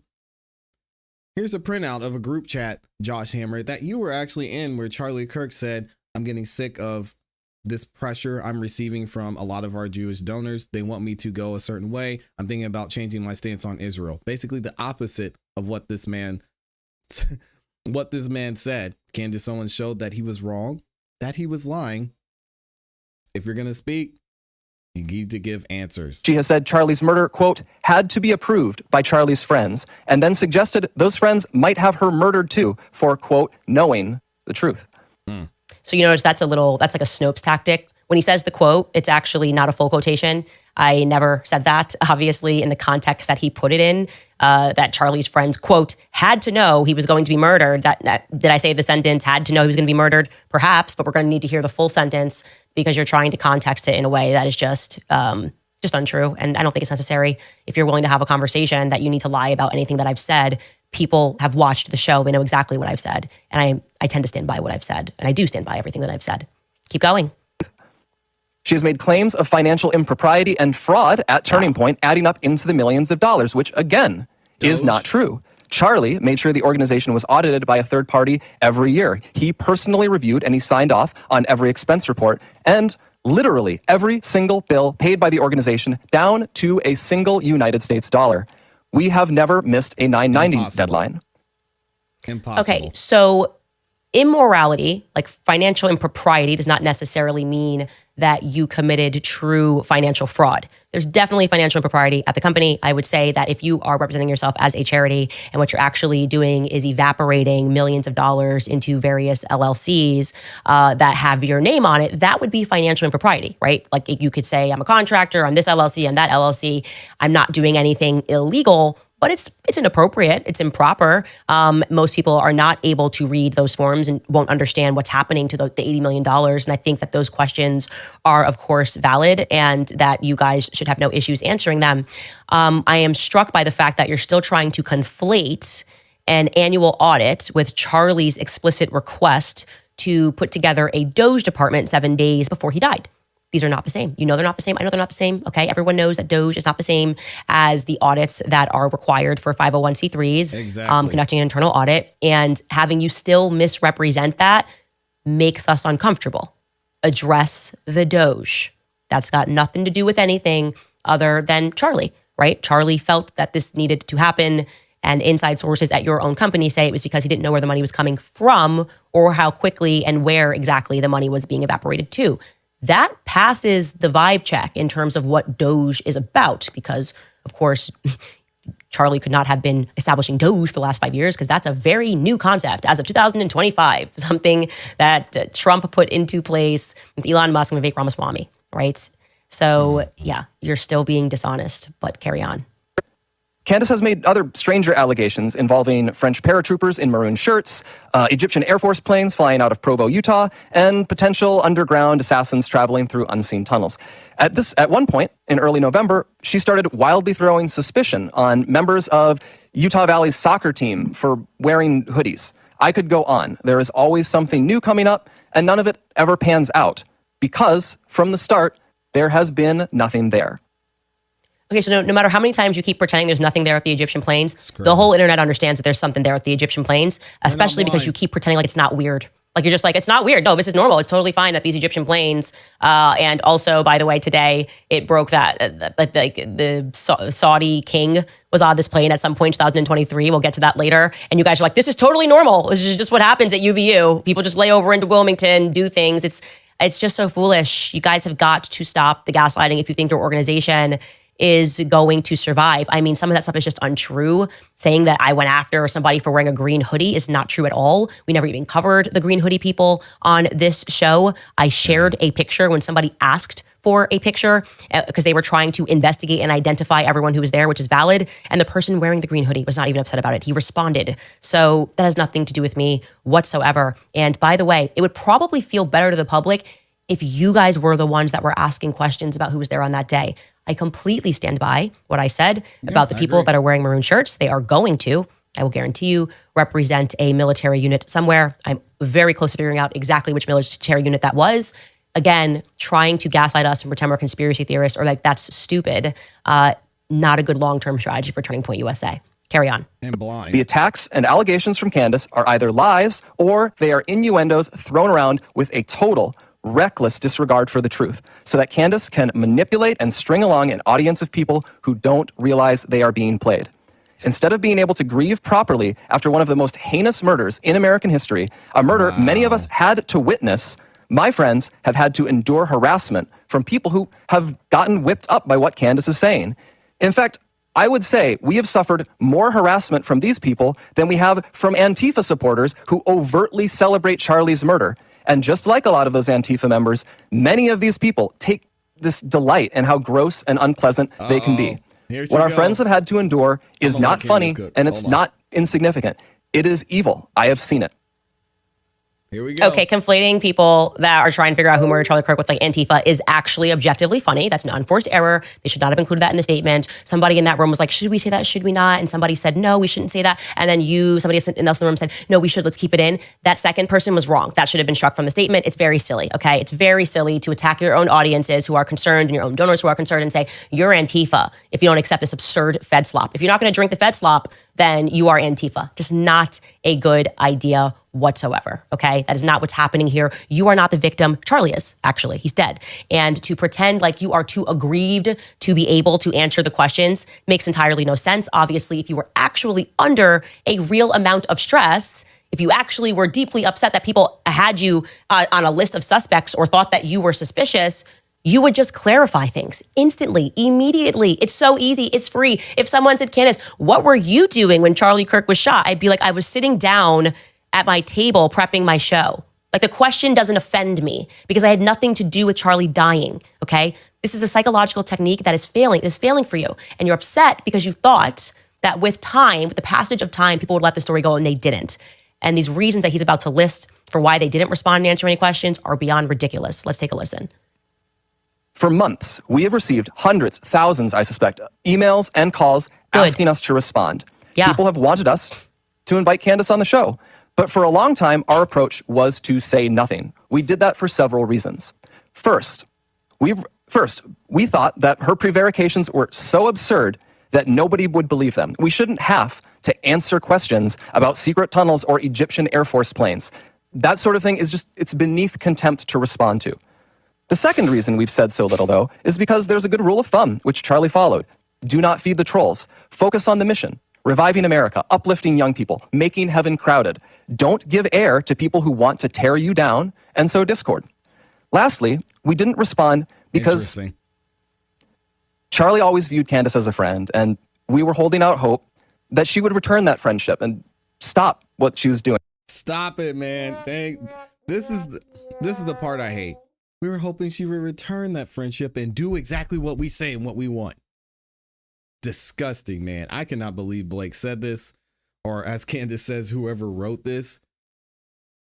Wow. Telling Candace she shouldn't be able to ask questions or she's a bad friend to Charlie. Doing. Yikes. Okay, so the first thing he says there is we didn't respond because it's beneath us. Like, that's just not the right attitude. I mean, that is an elitist attitude. It is beneath us to respond to the very people who showed up in scores because they were so moved by Charlie's assassination that they all poured into the Staples Center, right? And poured their tears out and made videos and donated. It is beneath us to not to then respond to questions that you have that are meaningful, because we just think it's so stupid that you would suggest that the feds are involved in an assassination. That's never happened in American history. What? So that's a ridiculous thing. The second thing he says there is, Charlie always said, don't feed the trolls. Well, that flies into the face of what he says thereafter, where he says Candace and Charlie were friends. So I'm not a troll, okay? I'm not a troll. I'm not trolling. I'm not someone who's hated Turning Point and wanted Turning Point to fail. I'm actually the exact opposite of that. And that's why the people believe in me and they trust me, because they feel that I'm the only one that's acting right in this situation. Who wouldn't want to have every stone unturned if they cared about somebody? Who wouldn't want to have every question answered? Who wouldn't be immediately suspicious to see Egyptian military jets? Who wouldn't go, why the hell were these jets around Turning Point way before, years before Charlie's assassination? Who is on these jets? Instead, you're mentioning the Egyptian planes for the fourth time. So I would like to recommit everybody that is watching this to figuring out what the hell's going on with these Egyptian planes, because they're nervous about them, okay? They're mentioning so many times, they're trying to give the vibe that this is so crazy. No, they are fearful. The Egyptian planes hold the key, and that is obvious even in Blake Neff's statement. But yeah, I am not a troll, okay? And people followed what felt to them as authenticity, and it was not you. They were not getting that from Charlie's closest friends. Why is that? They weren't getting that from Charlie's most loved pastors. Why is that? Don't blame me for the bad energy that you exuded, okay? Don't blame me for the fact that you didn't pass the gut check with the public. That's why you're doing this, okay? That is why you are doing this, because your strategy failed. In fact, this is your old school Turning Point before they put on the faith pants. This is your old school Turning Point lesson in what the free markets are. The free markets saw what you were offering, right? And they saw what I was offering. You were offering, we should accept this and move on. And I was saying, we need to investigate this. And the free markets said no to Turning Point USA.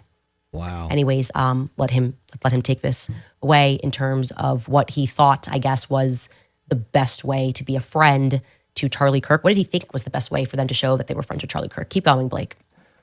But a week from now, it's going to be 3 months since Charlie's murder. Candace has not changed her behavior. She has continued to spread falsehoods about Charlie's friends, and she continues to concoct new ones about new people. She's using these falsehoods to enrich herself while dividing the conservative movement at an absolutely critical time for this country. I have to applaud that audacity. I have to applaud it. You do. You have to applaud it. It's sad. These, excuse me here, but like, I'm trying not to swear. These men, okay, this company, these amazing lads over here have the audacity to accuse me of enriching myself when they were out there selling T-shirts, okay, of what Charlie died in to enrich themselves. So were they giving those T-shirts away for free at the Staples Centers? No, they were selling kit of what Charlie died in to the tune of $80 million plus that they made in the first 3 weeks, okay? Wow. They made their entire budget for the year in the first couple of weeks following Charlie's assassination. And they are attacking me with zero proof that I've made a single dollar off of Charlie's assassination. I did not sell a cup. I did not sell a mug, okay? All I did was do what I already do for a living, okay? I podcast and I investigate things. I investigate things that I feel passionate about. Sometimes it's Kamala's genealogy when she's saying she wants to be the president and things aren't making sense and I sense that she is lying. Sometimes it's Blake Lively and Ryan Reynolds when they tried to destroy a man's life who's not even on my quote unquote political team. Sometimes it's Brigitte and why we are colluding with nations to cover the obvious fact that Brigitte was born a male. And this time it's personal and it's you. Do you want to know what all of these investigations have in common? Liars who lie and think that the public is too stupid to see through their lies. That is how we got into this, okay? I did not sell anything. You did that. You guys did that. You guys continued to do that. You guys wanted to just move on and to grift off of Charlie's legacy. I dedicated myself to figuring out who murdered him. So anyways. Wow, shout out to Candace. He does get to the point here, which is that they are willing to finally address things head on. So I will let Blake say that. No, we heard enough from Blake. Candace just cooked him. I don't. If this debate actually does happen, or this Q&A, whatever we're gonna call it, it's gonna be really, really, really, really bad for Turning Point USA, because there's a lot of questions they haven't answered. There's a lot of information that they're denying that has clear proof and has been shown. And Candace is gonna hold their feet to the fire. Her friend was killed. She does not care about anybody's feelings. She doesn't care who is made uncomfortable. Questions are asked and they need to be answered. We're going to be here for it. We're going to talk about it. Shout out to Candace Owens and her quest for the truth. We're going to support it here. We're going to support her here. And we're going to continue to keep reporting on this, because we've reviewed a lot of what happened the day Charlie Kirk was assassinated and beyond. Doesn't make sense. Let me know what y'all think about this in the comments in the chat. Whew. Man, Candace was up there on fire. I'll leave a link in the description for y'all to go and watch this full live stream, because she was just getting started. Good stuff, man. Shout out to my awesome, amazing Amy, the beautiful Amy Ian here, reminding me it's almost lunchtime. I appreciate you, and that she has the cakiest cake that ever caked in here. Thank you, Amy, for the love and support. I appreciate y'all. And shout out to everyone who's in here too. I see so many of y'all. Over 8,000 of you are in the building. If you haven't yet, guys, I beg for likes, because likes are free. It takes less than a second to do. I know y'all are going to have a good time here. So please, please like the video on your way in. Shout out to also Gloria Smith is in here with the firebomb. Says, really, chat? What up with those likes? Over 8,000 watching and only 167 likes. Spam those likes button, please. Yeah, thank you so much, Gloria Smith, for the super chat and for reminding people to do the right thing. Y'all like the video, it's free. Come on. Gloria said it. She knows what's up. Thank you so much, Gloria. We're going to keep it moving, and we're actually going to get back into Brian Walshe. I promised y'all we're going to get into Brian Walshe, and we're going to hear a little bit. This next testimony is going to be crazy, because we're going to talk about the tools that Brian Walshe purchased right before Anna, quote unquote, disappeared. So let's get the picture of Brian Walshe back up here. If y'all haven't yet, I pinned it in the chat for you, and it's also in the description. Y'all make sure you go over and subscribe to our brand new YouTube channel, Jury of Your Peers.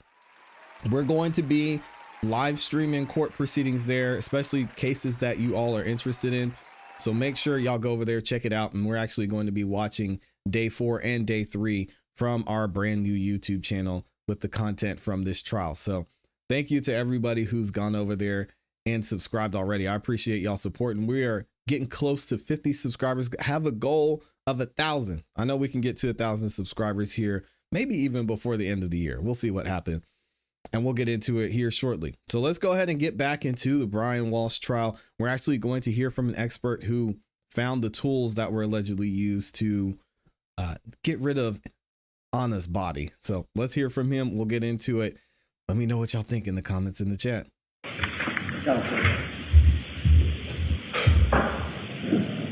It's getting crazy.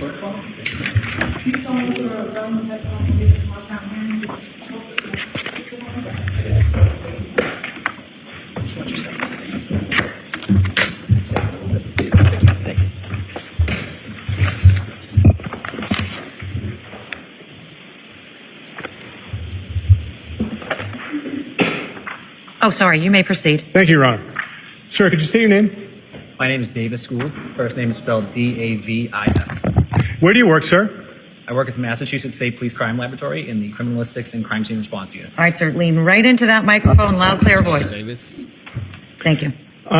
Sir, what is your role at the State Police Crime Lab? I'm currently a forensic scientist 2, assigned to the Criminalistics Unit, where I perform lab work for biological analysis on evidence submitted to the laboratory. And I'm a forensic scientist 2 in the Crime Scene Response Unit, and I respond to crime scenes when called upon to assist with investigations. How long have you been with the Crime Lab? I've been with the Crime Laboratory for a little over 10 years.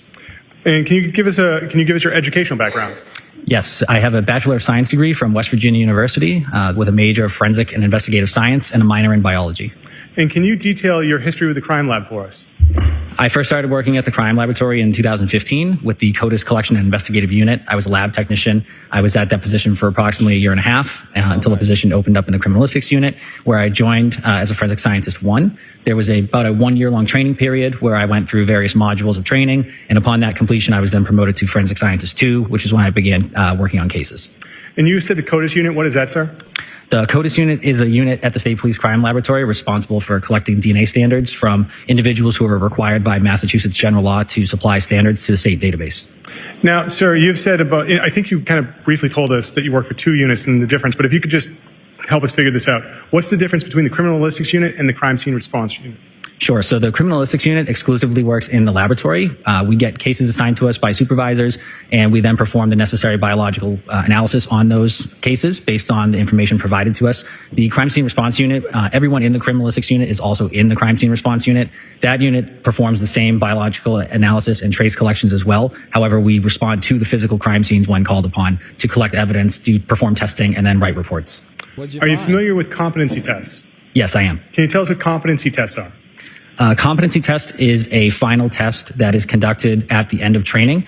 In the criminalistics unit, I went through a training period where there were separate modules, where each module is a particular discipline of forensic science. So blood testing, other bodily fluids, trace analysis, etc. And then upon completing each of those modules, there is a final exam at the end called a competency test, of which I passed prior to working on any cases at the laboratory. So I think you might have answered my question, but you passed your competency test? Yes, I did. Now, are you familiar with what's a proficiency test? I am, yes. Can you tell us what a proficiency test is opposed to a competency test? The main difference is that a proficiency test is performed periodically in each discipline. So, for example, each year I take 2 proficiency tests in the biological screening field. I take 1 trace proficiency test as well, and that's administered through an exterior company that will send us a test to perform, and I'll perform the necessary test in that discipline and then write a report on my findings. And sir, have you ever testified giving your opinion concerning evidence collection or analysis or forensic analysis of evidence? Yes, I have. And the crime lab, is it accredited? Yes, it is. What does it mean to be an accredited crime lab?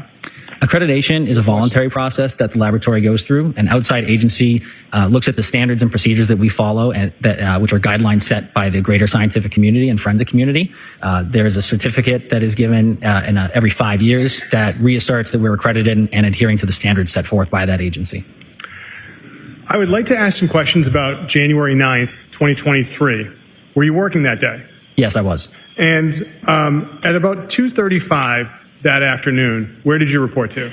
I reported to the Cohasset Police Department at approximately 2:35. And why were you at the Cohasset Police Department? I was requested to process a vehicle involved in an incident in Cohasset. And was anyone else with you to process this vehicle? Yes, there was. Who? I had a trainee with me at the time from the laboratory. He was going through the training period to become a crime scene responder. There were also members of the crime scene services section to take photographs, as well as members of the State Police Detective Unit. Your Honor, I'm at this point in my examination, as I start questioning Mr. Gould, I'm going to be referring to a series of pre-marked exhibits that are photographs, starting at number 100 going to 128. When you say they're pre-marked, are they pre-marked and agreed to by the other side? Correct, Your Honor. All right. So when you offer them, identify what they are so there's a complete record of them. But at this time, they'll be moved into evidence 100 through 128. Thank you, Your Honor. And, sir, I might have neglected to ask, did you pass those proficiency tests? I've passed every proficiency test to date so far. We got it. So, returning your attention back to January 9th, approximately 2:30 p.m. at the Cohasset Police Station in 2023. Ms. Gilman, can we have what's been pre-marked as Exhibit 100, file number 4239, published? Sir, do you recognize this photograph? Yes, I do. What is this a photograph of? This is a photograph of the Volvo I examined on January 9th. And where is it located, sir? It's located at the Cohasset Police Department inside their garage. Ms. Gilman, can we now have Exhibit 101, file number 4250? It's the one with the tarp in Sir, what is this a photograph of? This is a photograph of the front of the same Volvo that I examined. Now, how did you conduct an examination of the Volvo that day? Initially, I did a sketch and diagram as well as take some notes based on the vehicle prior to any analysis. So what it looked like from the exterior before I went inside of it and before I started performing any sort of biological testing. I then gathered information from the investigators on scene that were pertinent to the case so that I could determine what forensic linkages I needed to be looking for, and then proceeded with those biological screening tests at that point. What was the overall condition of the exterior of the vehicle? Overall, the exterior was very clean. There was an apparent hair noted in the front passenger exterior door handle. And what was the overall condition of the interior of the vehicle? The interior was overall very clean with miscellaneous items throughout most of the vehicle. Ms. Gilman, can we now have Exhibit 102, which is file number 4275? Sir, do you recognize this photograph? Yes, I do. What did you see in the vehicle as far as child safety seats? There were 2 child safety seats, one located in the second row on the passenger side and another seat located in the third row on the driver's side. Now, sir, what did you observe as far as any staining inside the vehicle? There were 2 areas of visible staining that I noted, one being a red-brown stain on the front driver's side visor, and then there was brown stains noted on the front passenger side visor. Ms. Gilman, can we have Exhibit 103, which is file number 4283? Sir, directing your attention to the screen, what is it that we're looking at? This is a photograph of the stain, the red-brown stain on the driver's side visor that I had marked with a ruler and the letter A. Oh, I see it. And so you're the person who would put that piece of tape there? Yes. Right here. Ms. Gilman, can we have Exhibit 104, which is file 4286? What is it that we're looking at here, sir? Similarly, this is a photograph of the brown stains on the front passenger visor that I marked B with the ruler tape. Dang. Now, what did you find as far as gloves on the passenger side of the car? On the passenger side of the vehicle, on the floor, there were 2 examination-style gloves. In the front passenger door pocket, there were 2 additional exam-style gloves in a Ziploc bag. And in the center console, there was 16 exam-style gloves inside of the center console. Oh, my God. Ms. Gilman, can we have Exhibit 105, which is file number 4279? Sir, do you see this photograph? Yes, I do. Can you show us where you found gloves on the passenger side? Yes. So on the right-hand side of the photograph on the floor, there are the light blue-colored gloves. Those would be the 2 gloves that I observed on the floor. And Ms. Gilman, can we now have Exhibit 106, which is file number 4258? Sir, do you recognize this image? Yes. I don't think he left the gloves when he was cleaning up. That would be kind of wild. Yes, I do. And what is this an image of? This is the open center console between the front driver and passenger seats with 16 examination-style gloves inside of it. With the Volvo that afternoon, what were you able to do as far as any testing?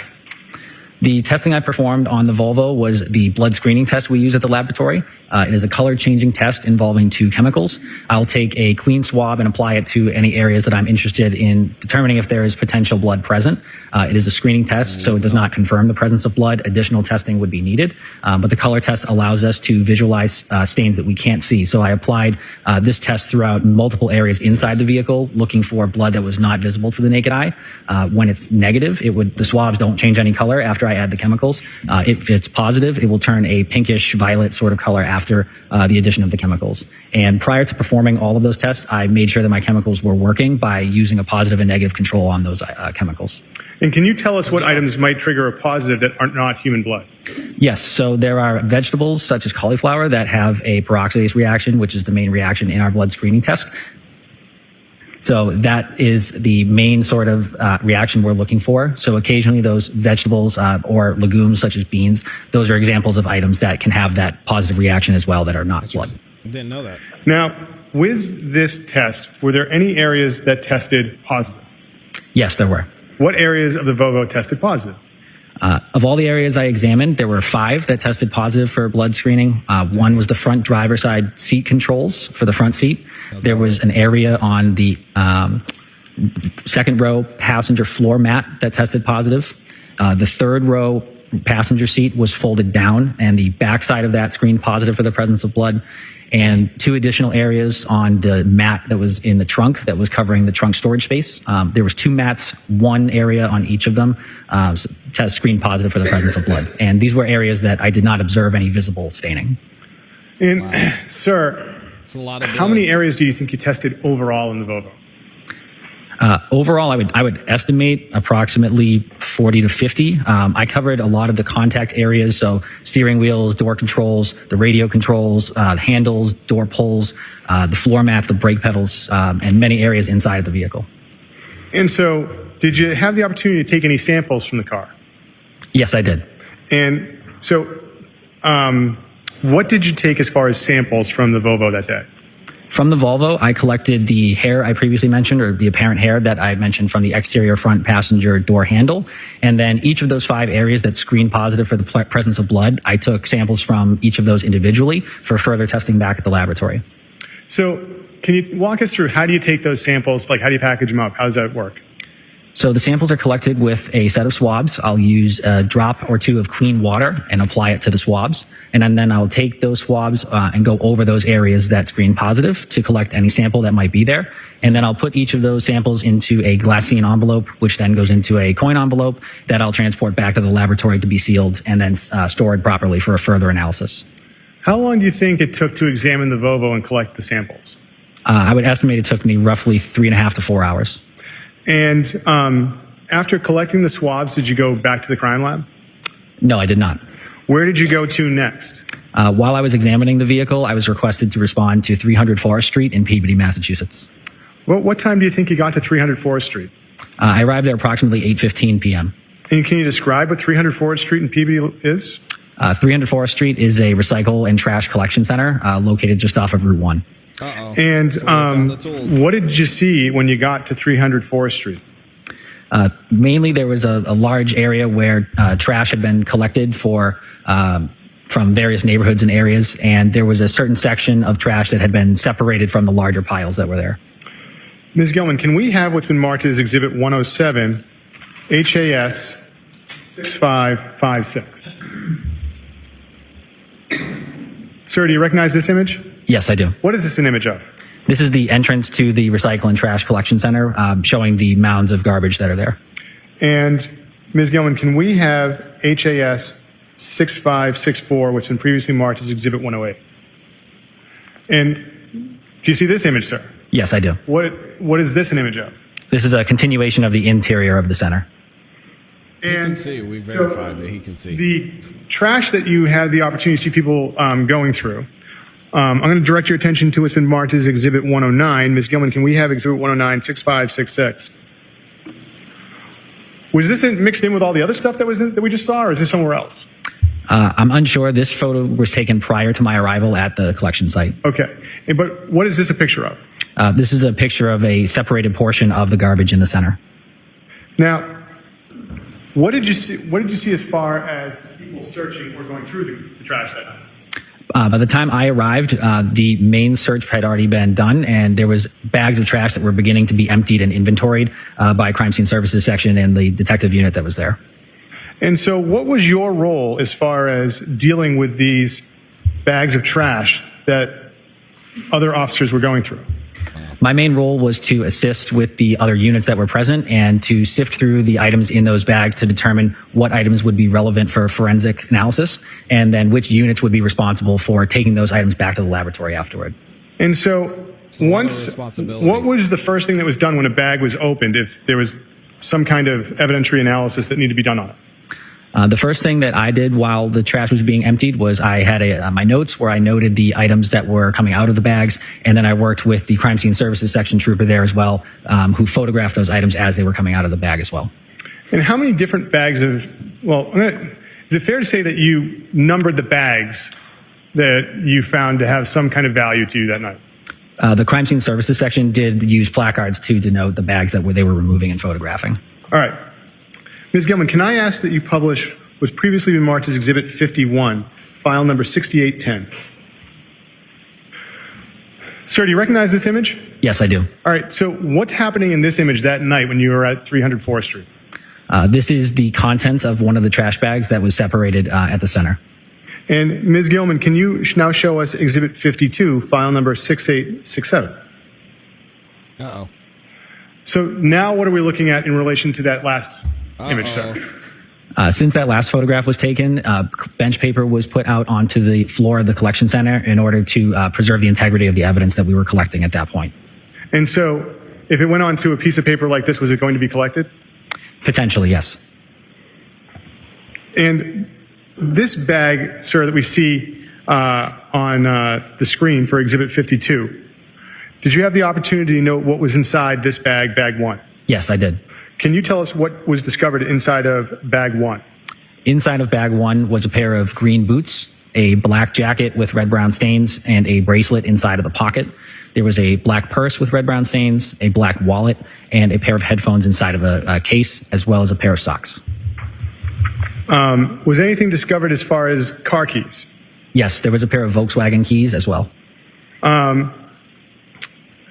Ms. Gilman, can we have what's been marked as Exhibit 110, file number 6869?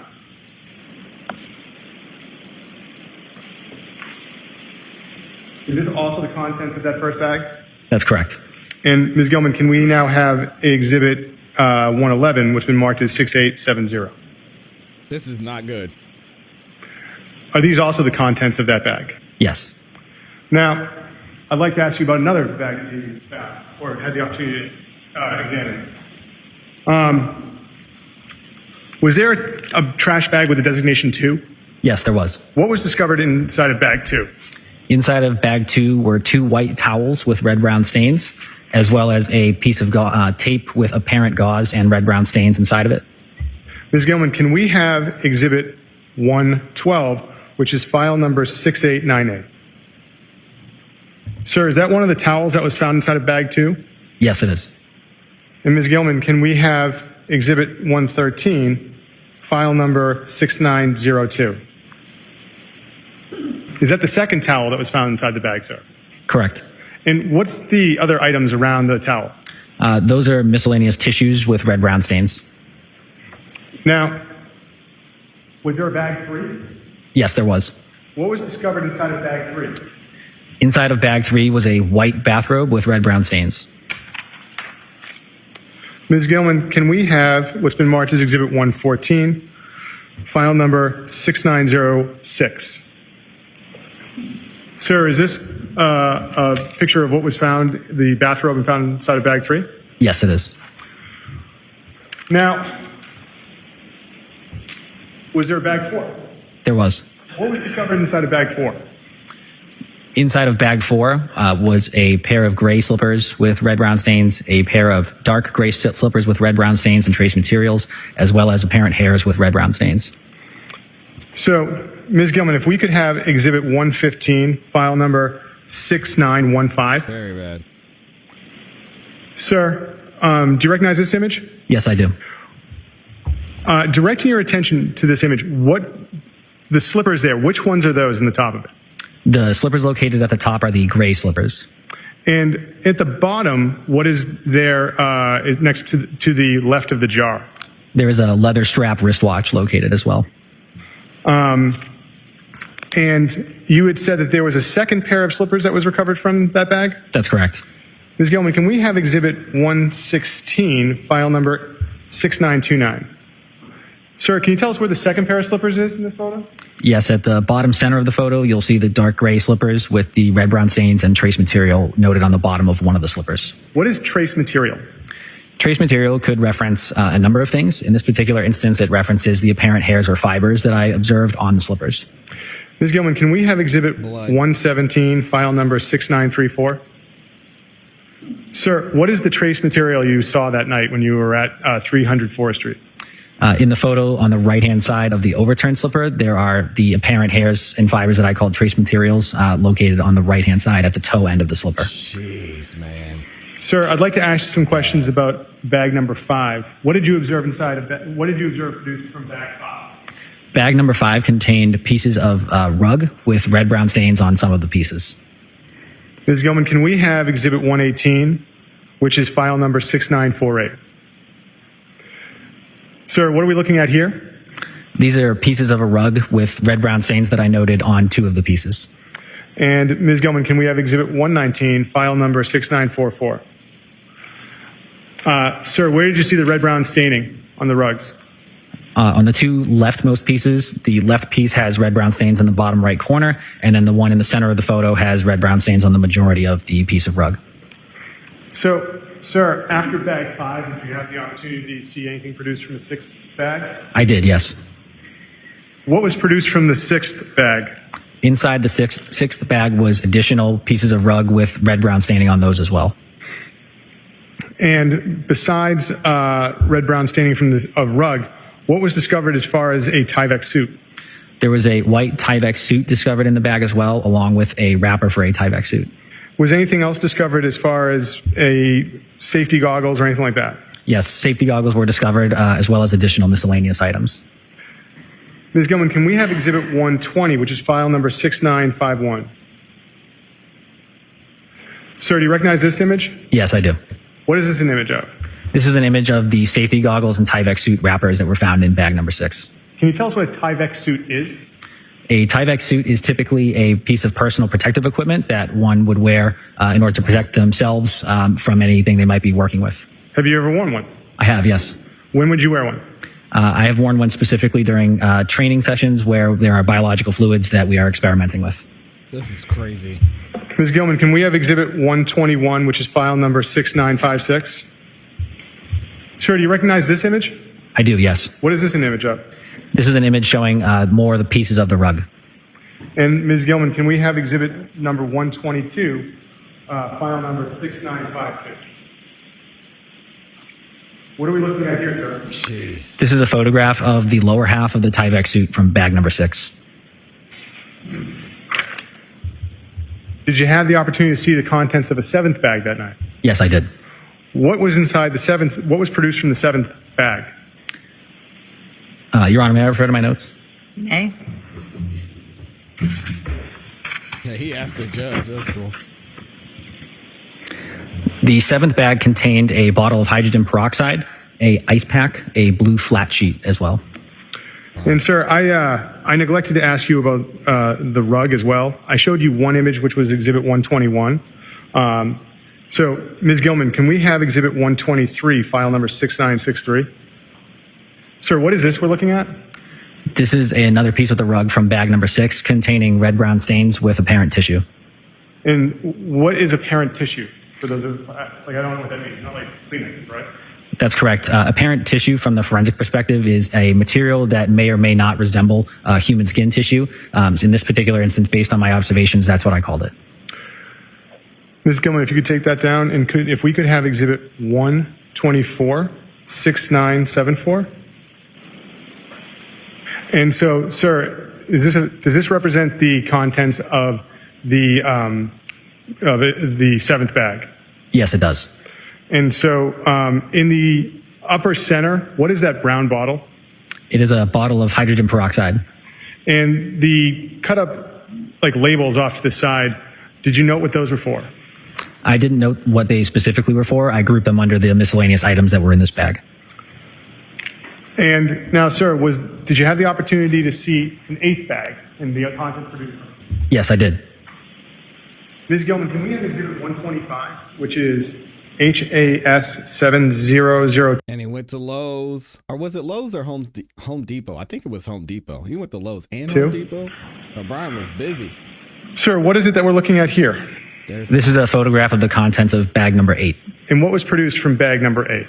Bag number 8 contained a hammer, a pair of wire snips, a hatchet, and a hacksaw with red-brown stains on it.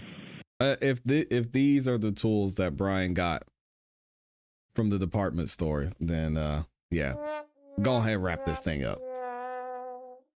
Jeez, man. And what are wire snips, and then what are shears?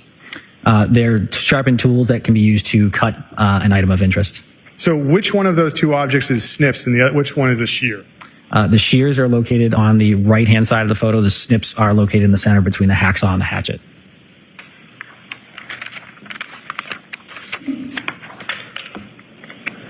Now, sir, I want to ask you about bag 10. Skip it. What was recovered from the 10th bag? The 10th bag contained a large piece of tarp that was taped together, so multiple pieces were taped together to form a larger tarp. Ms. Gilman, can we have Exhibit 126? Is this what the 10th bag looked like, sir? Prior to opening the contents, yes.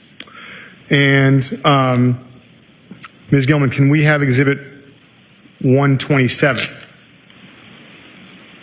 What is it we're looking at here in 127, sir? This is a photograph of protective booties that are worn over the bottoms of shoes. And where were those recovered from, sir? Those were also recovered in bag 10 once the contents were emptied. And Ms. Gilman, can we have what's been previously marked as Exhibit 50, file number 7029? What is this, sir? This is a photograph of the tarp from bag number 10 as it was being unfurled from the bag. And Ms. Gilman, can we now have Exhibit 128, file number 7035? What is this image of, sir? This is an image of additional items from bag number 10, one of them being an apparent piece of insulation and then some scraps from containers. So, sir, what was done with all of these items? The items that were taken out of all the bags, we discussed amongst the crime scene services section, detective unit, and myself, which items would be going to which units first for analysis. Items of evidence that would be going straight to the criminalistics unit for analysis, I would be collecting. Items that would be analyzed for potential prints would be going with the crime scene services section, and state police detective unit would be responsible for the remaining items. So, what items, well, at this point in time, I'd like to ask you something, sir. Are you familiar with what's called the LIMS system for the crime lab? Yes, I am. Can you tell us what the LIMS system is? LIMS stands for the Laboratory Information Management System. It is a software program that we utilize in order to track items of evidence that have been submitted to the laboratory and then their chain of custody history as they move throughout the laboratory. And so after you had the opportunity to collect items that night, where did you go? At that point, I left the facility and went to the laboratory in Danvers and submitted items of evidence there under lab number 23-00596. So that number, that's for the overall case that you're assigned to at this point in time, right? That's correct. So what happens as far as when you make a submission of a piece of evidence into the LIMS system? Once the evidence has been submitted into the Laboratory Information Management System, I then make assignments for myself to write a report based on what I collected from that scene, as well as assignments for the criminalistics unit for any items that need to be analyzed in the criminalistics unit as well. Every item is then appropriately packaged and or dried if it's wet, and then eventually transported to the appropriate storage facility. And so I'd like to ask you about some of the LIMS numbers that you were able to assign to objects that you entered into the evidence.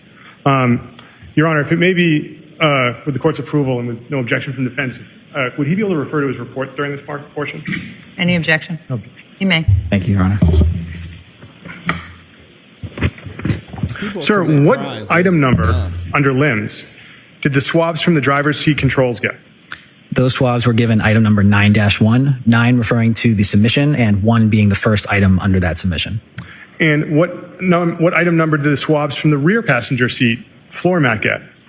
The rear passenger side floor mat was given 9-2. What LIMS number did the swabs from the rear passenger third row seat get? 9-3. What was the LIMS number for the swabs from trunk mat 1? Trunk mat 1 was 9-4. What was the LIMS number for the swabs from trunk mat 2? 9-5. What was the item number for the swabs from the red-brown stain with the letter A? 9-6.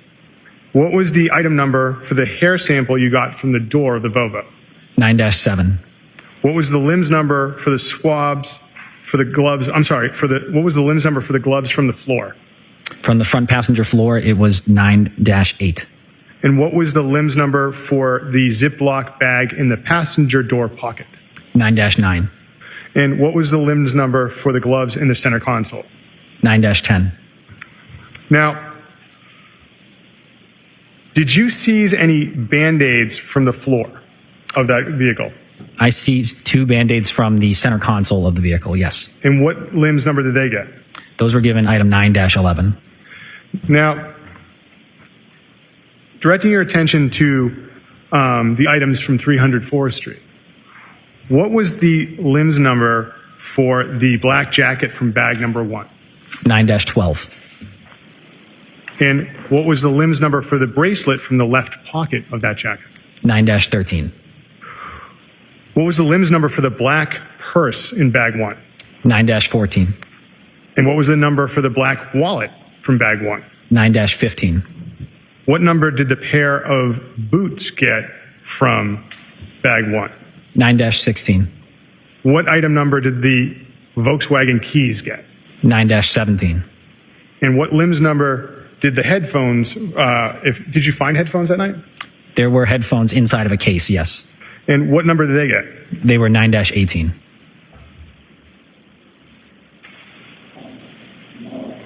What item number did referring to bag 2, what did you discover as far as any gauze? Inside of bag 2 was a piece of tape that had gauze inside of the tape. So the non-adhesive side was on the exterior, and then the gauze was on the interior of that tape. And the gauze appeared to be red-brown stained. And what was the item number that you gave to the tape with the gauze and the red-brown stain? 9-20. And regarding the wipes that you found from bag 2, what was the item number they got? They were 9-21. And the towels that were retrieved from bag 2, what numbers did they get? The white towel, one of them was 9-22 and the other was 9-23. All right, cool. They were all dashes. Let's go ahead and see if we have any cross-examination. We're going to skip through this because we are on a delay. Because this information we got about Brian Walshe and what he did, not looking great. Let me know what y'all think in the comments in the chat.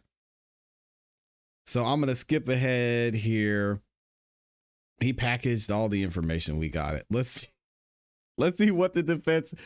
Oh man, let's see what the defense has to say about all this blood, all these items that was found and was either verified to be possessed by Brian Walshe or involved in the dismemberment of Anna Walshe. Here we go. I don't know how they're going to talk their way out of this one.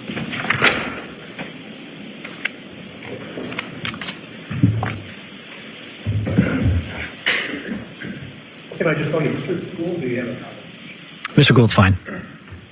So, you told us as you began your testimony that when you went to the scene of the where all the trash and everything was, that people were collecting bags. At one point, you had to then take out some of the evidence and put it on the paper to quote, preserve the integrity of the evidence. Okay? Yes.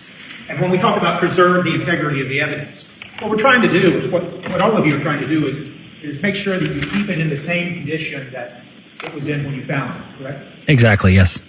Now, do you know anything about a trash compactor that was taken to that area before you arrived? I don't know any specifics about a trash compactor, no. So can you tell the jury if you have any information that some of this evidence has been introduced that was taken out of a dumpster there, that it had first been in a compactor and then transferred to the dumpster, or you just know? I do not know. Wow. When you talk about the integrity of the evidence, it also includes trying to preserve the fact, as best you can, of how a particular item that was stained is not stained by another item. Is that fair to say? That's fair to say, yes. So when you're handling this evidence that you're collecting, you're really taking care not to have one item touch another item, because you don't want a transfer between biological evidence between item 1 and item 2, correct? Correct, to the best of my ability, yes. Sure. And in this case, and in the collection of this evidence, it's fair to say, isn't it, Mr. Gould, that you have no way of knowing before you were able to begin your examination of these items at the scene how they had come into contact with each other, either within a bag or just being pulled out by people before you arrived. Before I arrived, correct. And there is such a thing in your expertise in forensics that includes characterization of transfer of biological evidence, correct? That is within the realm of our responsibilities, yes. And what that simply means is that one item that has some either biological evidence or something else, if it comes into contact with another item, it can transfer that to the other item. So item A that may have had a red-brown stain on it might transfer some of that red-brown stain to item B, whereas before, item B never had a red-brown stain. That's correct. And the term we would use for that is called low cards exchange principle. And that would include, for instance, if you were looking at a pair of slippers like we have in this case, and you see in one of the photographs that there looks to be apparent hairs attached to the slippers. It could very well be that those hairs that are seen attached to the slipper, they could have transferred to that slipper because they were already in the bag or they came into contact with something else. Absolutely, yes. And so it's fair to say that when you're out there, very careful,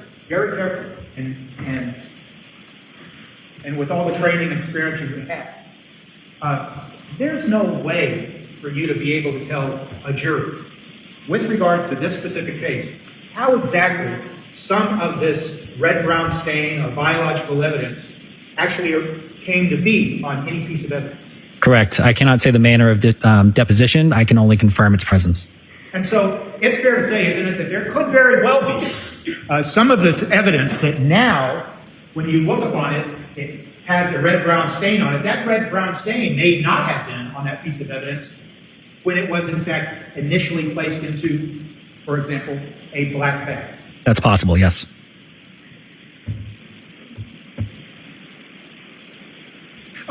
In the photographs that were introduced of the scene where you went with all that trash and garbage, it's fair to say that a lot of that trash and garbage had absolutely nothing to do with this case. Correct. How did you differentiate at the scene what applied to this case and what didn't? That's a fair question, actually. Mainly once the discovery was made of red-brown stains on items, I was looking for any items of interest that might be in with those bags that have those red-brown stains on them as well, to try to establish any potential biological connections with the items in those bags. And we saw a lot of photographs, but some of the photographs appear to have some of the items that were eventually taken into custody by you and given a lens number, like you described for the jury. Some of those items, when they were first taken out of the bags, it looks to me like they were placed directly onto the floor of that warehouse. Yes, they do. And the floor of the warehouse actually looks somewhat damp in the photographs. It does, yes. And it was in fact damp. I can't recall exactly the conditions, but it is the floor of the facility, yes. And so it's fair to say that a lot of the... Yeah, he is. You have... Terrible question. It's fair to say that you have no idea what was originally on the floor of that warehouse before you arrived. Correct. You just know that it had the appearance, it may have been damp, but you don't know what caused the damage. That's correct. And then these items were placed on that. Items, like for instance, the items have been admitted into evidence here, and they could have been then be caused to be dampened by what was on the floor of that warehouse. That's possible, yes. And then what happened was, once again, in your very earnest desire to preserve the integrity of the evidence, you then took a lot of these physical pieces of evidence and you placed them on, do we call it, what do we call it, paper? Yes, we would refer to the white parchment paper, typically in the lab as bench paper. Bench paper. And that's what we see in the photographs. Yes. And then, after you collected these items, you then transported them or caused them to be transported to the lab at the Mass State Police? Yes. And I thought I heard you testify that you haven't transported to various parts of the lab? The evidence, I believe what I had said was that the evidence will eventually travel to its respective facility where it needs to be stored. But I did submit at one laboratory with all the items. You did? Yes. Okay. And after you transported the items to the lab, did you have any further, did you do any further work on these items? No, I did not.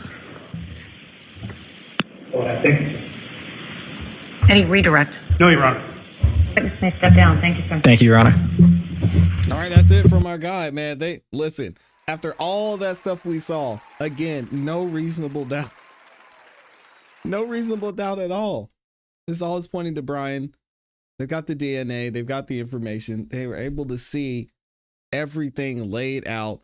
And man, we're going to get into later whether or not this specifically points to Brian and if the tools that he purchased at the department store were actually the ones that they found. And at this point, let me know what y'all think about this in the comments in the chat. Is Brian cooked? I mean, is he done? Not looking great so far. Jeez. If y'all thought that was good, wait until you hear this. Perfect timing. We are now going to get officially into day 4, and we're going to hear from Anna's alleged boyfriend, I guess. I don't know what you call it. But let's go ahead and get back into it. We're going to hear from someone who was very close to Anna, excuse me, let me say her name right, and see what happened between him and Brian Walshe shortly before Anna disappeared. Yikes. Here we go. Right this way. Step up. Just watch your step on.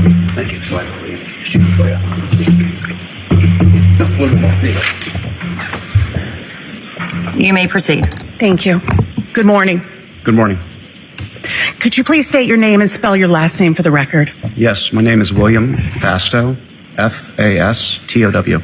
Thank you. And what do you do for a living, sir? I'm a real estate broker. It's the real estate And guy. where do you do that? In Washington, D.C. And is that where you live as well? It is.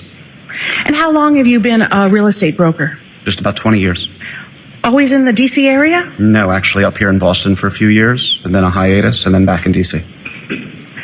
And were you familiar with Anna Walshe and Brian Walshe? Yes. Yeah. And how did you meet the Walshes? Anna Walshe was referred to me by a mutual friend, Jem Woodlow.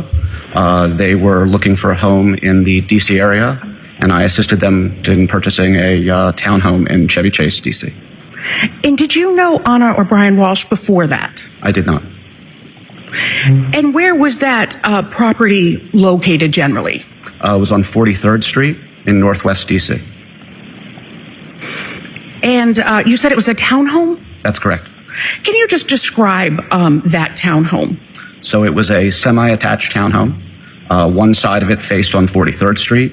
It had a staircase that led up to a parlor level.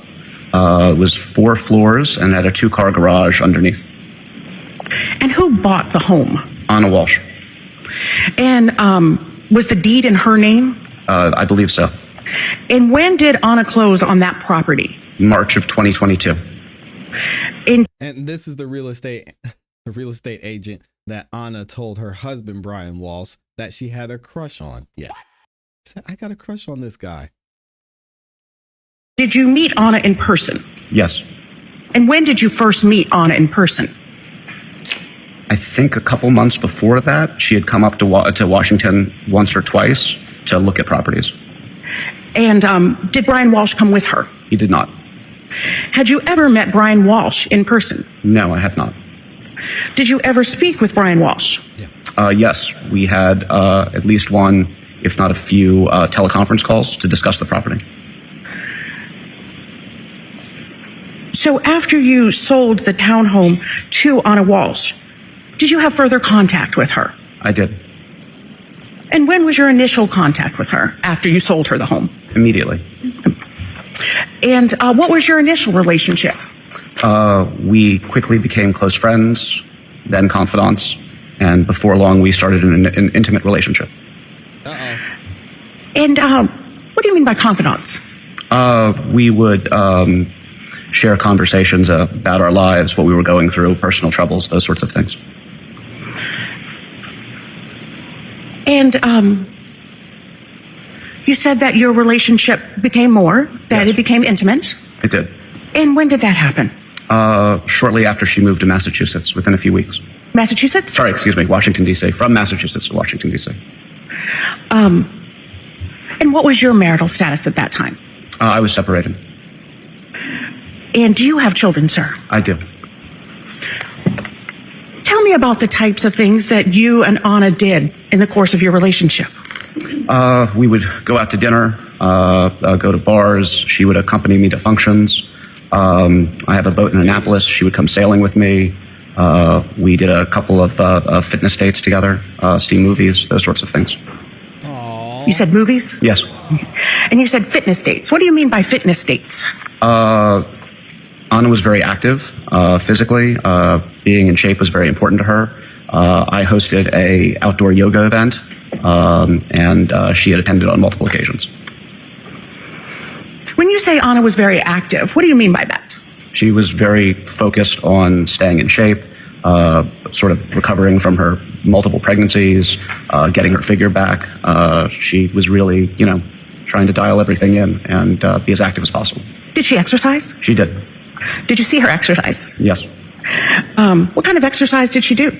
She had a home gym that she worked out in. I believe there was a treadmill and some weights and a small weight bench there, and then the yoga classes we discussed. I also think she may have taken a couple Pilates or other yoga classes on her own. So how often would you see Anna Walsh in the course of your relationship? Typically 2 to 3 times a week. And would you see each other on the weekends? Yes, when she was in Washington. And how often would you and Anna communicate once your relationship became intimate? Pretty much daily. And how would you and Anna communicate with each other? Phone calls, text messages, and a private messenger through Instagram. Did she use a cell phone? Yes. And how many cell phones did you contact her on? 1. Did you know her to use more than one cell phone? I did not. How about you? How many cell phones did you use? Just 1. And the cell phone number that you used to communicate with Anna, do you remember that number? Not off the top of my head, but I know it was a 617 number. If I said the number to you, would you recognize the number? Yes. Do you recognize 617-599-7966? Yes, I believe that's correct. Did Anna use social media? She did. Their whole number out there, dang. How do you know that she used social media? She was a frequent Instagram poster. And when you say frequent, what was her practice or custom with social media? Typically, I'd say at least once or twice a week. Any other platforms that she used? I think she had a Facebook account. And did you comment on her posts? I did. And did you comment on her posts using your name? Yes, I did. Your full name? Whatever, yes, that my account's under. So the townhouse that you sold Anna, is that where she lived? It is. And did you go inside of that townhouse after she moved into it? I had. And did you ever stay overnight at that townhouse? I did not. Did she ever stay at your home in D.C. overnight? She did.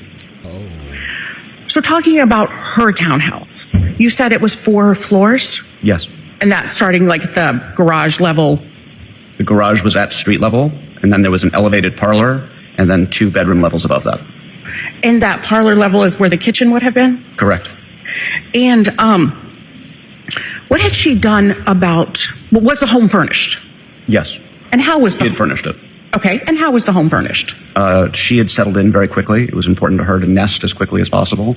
So she had fully furnished it. She had built out the home gym, which I had mentioned earlier, furniture on the main level, the owner's bedroom, and 3 bedrooms upstairs that were for the children. And what had she done to furnish the bedrooms for the children? She had acquired beds, accessory furniture. I think she had the rooms painted. She may have even gone as far as buying some individual items, clothes, toys, whatnot. Did you ever meet Anna's 3 children? I did not. What did Anna tell you about where her children were? Her children were living in Massachusetts. What did Anna tell you about why her children were not with her? She told me that her children were with their father, Brian Walshe, up in Massachusetts, and that they were there because his home confinement was predicated on him being the primary caregiver. When did Anna tell you that? Fairly early on. She had attempted to apply for a insurance policy, a blanket coverage policy for her house, and the company she had reached out to was unwilling to underwrite the policy, and they had disclosed to her that it was because of Brian's history. She had a whole boyfriend. What did Anna tell you about how she felt about her children not being with her in D.C.? Initially, she felt that it was something necessary for her to get through, but as time came on, it became a significant issue for her. It deeply upset her, and in time, she was even despondent about it. Jurors, I'm going to give you a mid-stream brief instruction. You're going to hear through this witness evidence of Anna Walsh's state of mind. And it is limited to the purpose of establishing her state of mind, as may be relevant to the defendant's motives in this case. Evidence cannot be considered as proof of the criminal act that is charged in this case. You may proceed. Thank you, Your Honor. What do you mean despondent? She was deeply upset about it. She was troubled. I think she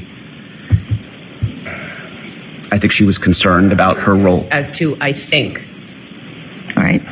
Restate the question and I'll have the answer. What do you mean despondent? Anna felt deeply disappointed that she wasn't in a position to be the mother the children deserved. Oh, why not? Did she tell you she discussed the children not being with her, with Brian? Yes. What did she tell you? It was a point of contention for them. Brian's attorney had... May we approach sidebar? Yes, you may. Uh-oh, they didn't like that. They didn't like that. Let's skip ahead. Talking about what an attorney said to their client. Maybe some hearsay. I don't know.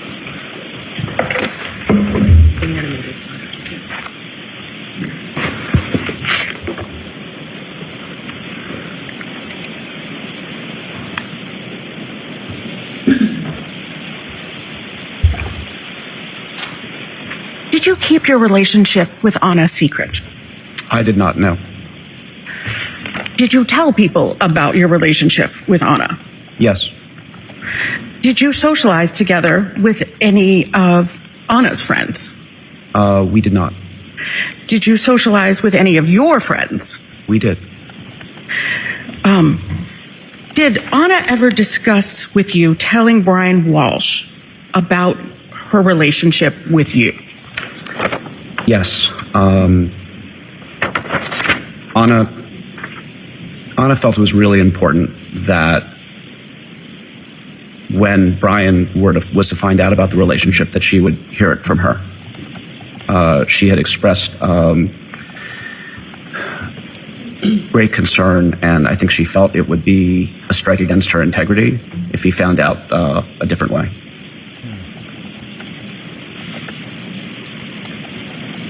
So,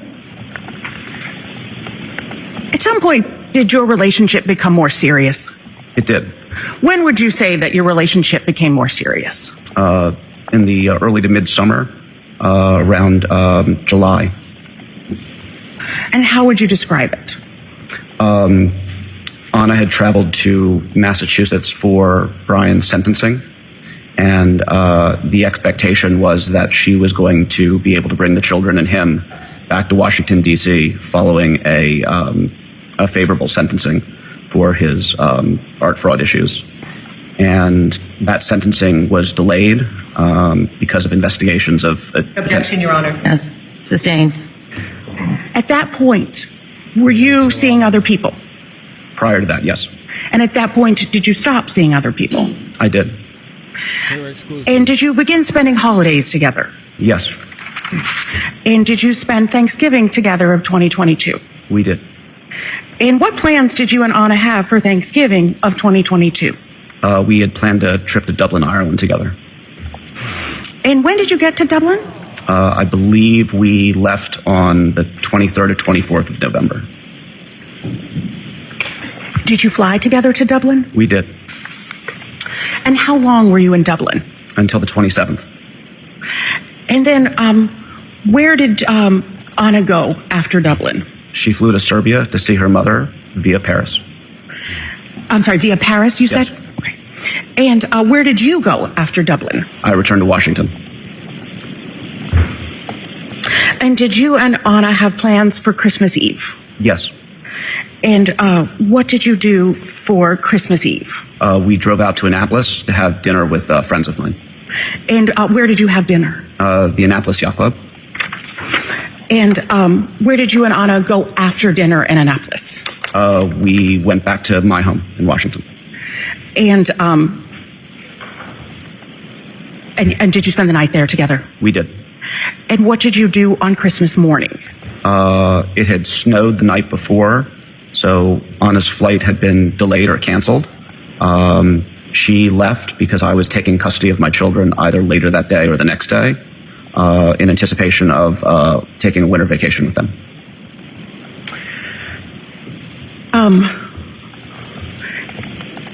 And did you Do you know where Anna went on Christmas Day? She eventually ended up driving back to Massachusetts. And, I'm sorry? I didn't say anything. Oh, sorry. So she went to Massachusetts to Cohasset? Yes, I believe so. And did you and Anna discuss how Brian Walsh reacted to Anna not being in Cohasset on Christmas Eve and getting there later on Christmas Day? She told me that they had an argument about it, and there were some points of contention. Did you and Anna discuss any stressors about that, or any stressors in her marriage to Brian? The biggest stressor was his inability to resolve his criminal case, and the fact that because of that, she couldn't be with her children and bring them back to Washington, D.C., and the fact that it felt like it was holding up her life.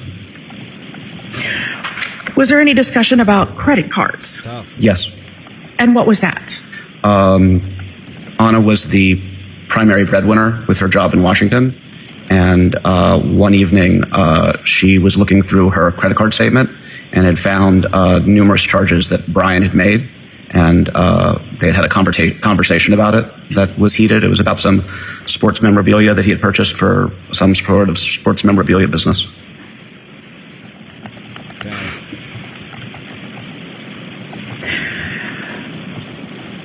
When was the last time, I'm sorry, were you and Anna making plans to go on any other trips in 2023? Yes. I was in Idaho with my children for New Year's, was flying back to Washington, D.C., and we had planned to celebrate New Year's together on the 4th. And were you going to go to any other locations together, any vacation locations? While we were communicating over New Year's, we had talked about doing a trip to New York City. Tishman Speyer, the company that Anna works for, has an ownership interest in Rockefeller Center. So she had mentioned wanting to go to New York, and we had discussed it. I think we may have even planned it at one point. But I was concerned coming back from Idaho that I would need to be back on the job, and I didn't want to commit to travel before coming back to the office. So you said you went to Idaho. When was that? I left early morning, December 27th. And did you communicate with Anna while you were in Idaho? I did. And how did you communicate? Sure, they have the text messages. Through text message and through Instagram.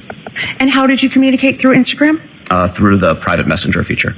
And what is the private messenger feature? Within the application of Instagram, you can send a private message to users. And did you voluntarily provide text messages from between you and Anna to the Commonwealth? Yes, I did. Your Honor, may we be seen at sidebar? You may. Not another sidebar. And then I think that's the end of this testimony because we don't hear any cross-examination, I think. Let me double check and see. Yep, here we go. Let's bring him back. Thank you. All right, so the court, please. Jury is entering. Get the jury back in. Packet, how many pages is it? Well, I'll have somebody count that. 43 pages. 43 pages. 43 pages of text messages between Anna Walsh and William Fastow are now in evidence as Exhibit 145. Oh, we might have to look at these in another video. Let me know what y'all think in the comments in the chat. We're going to get into the text messages here soon. I mean, Anna was clearly in a relationship with this guy. And allegedly, according to the defense, Brian knew about it and he was cool. Are y'all buying that? I don't think so. Thank you again to all 6,000 of you that are in the building. Thank you to everyone for liking the video. Y'all went crazy on those likes. Thank y'all so much. Big shout out to everyone who went the extra mile and sent in the super chat. My guy, Les Cleaver, the sponsor of today's show. No Captivity with Freezy, Mr. Brown, Gloria Smith, and then, of course, my awesome, amazing Amy. We're going to get out of here, but we will be dropping several clips as we go throughout the day. Y'all make sure if you haven't yet subscribed, hit the notification bell so you don't miss any time we go live. And we'll also be live tomorrow covering a lot of this trial and getting into the rest of the coverage from today as well. Hopefully y'all have a great rest of your afternoon. You know what to do as always. Keep growing, Keep pushing. Keep it classy. We gone. Peace.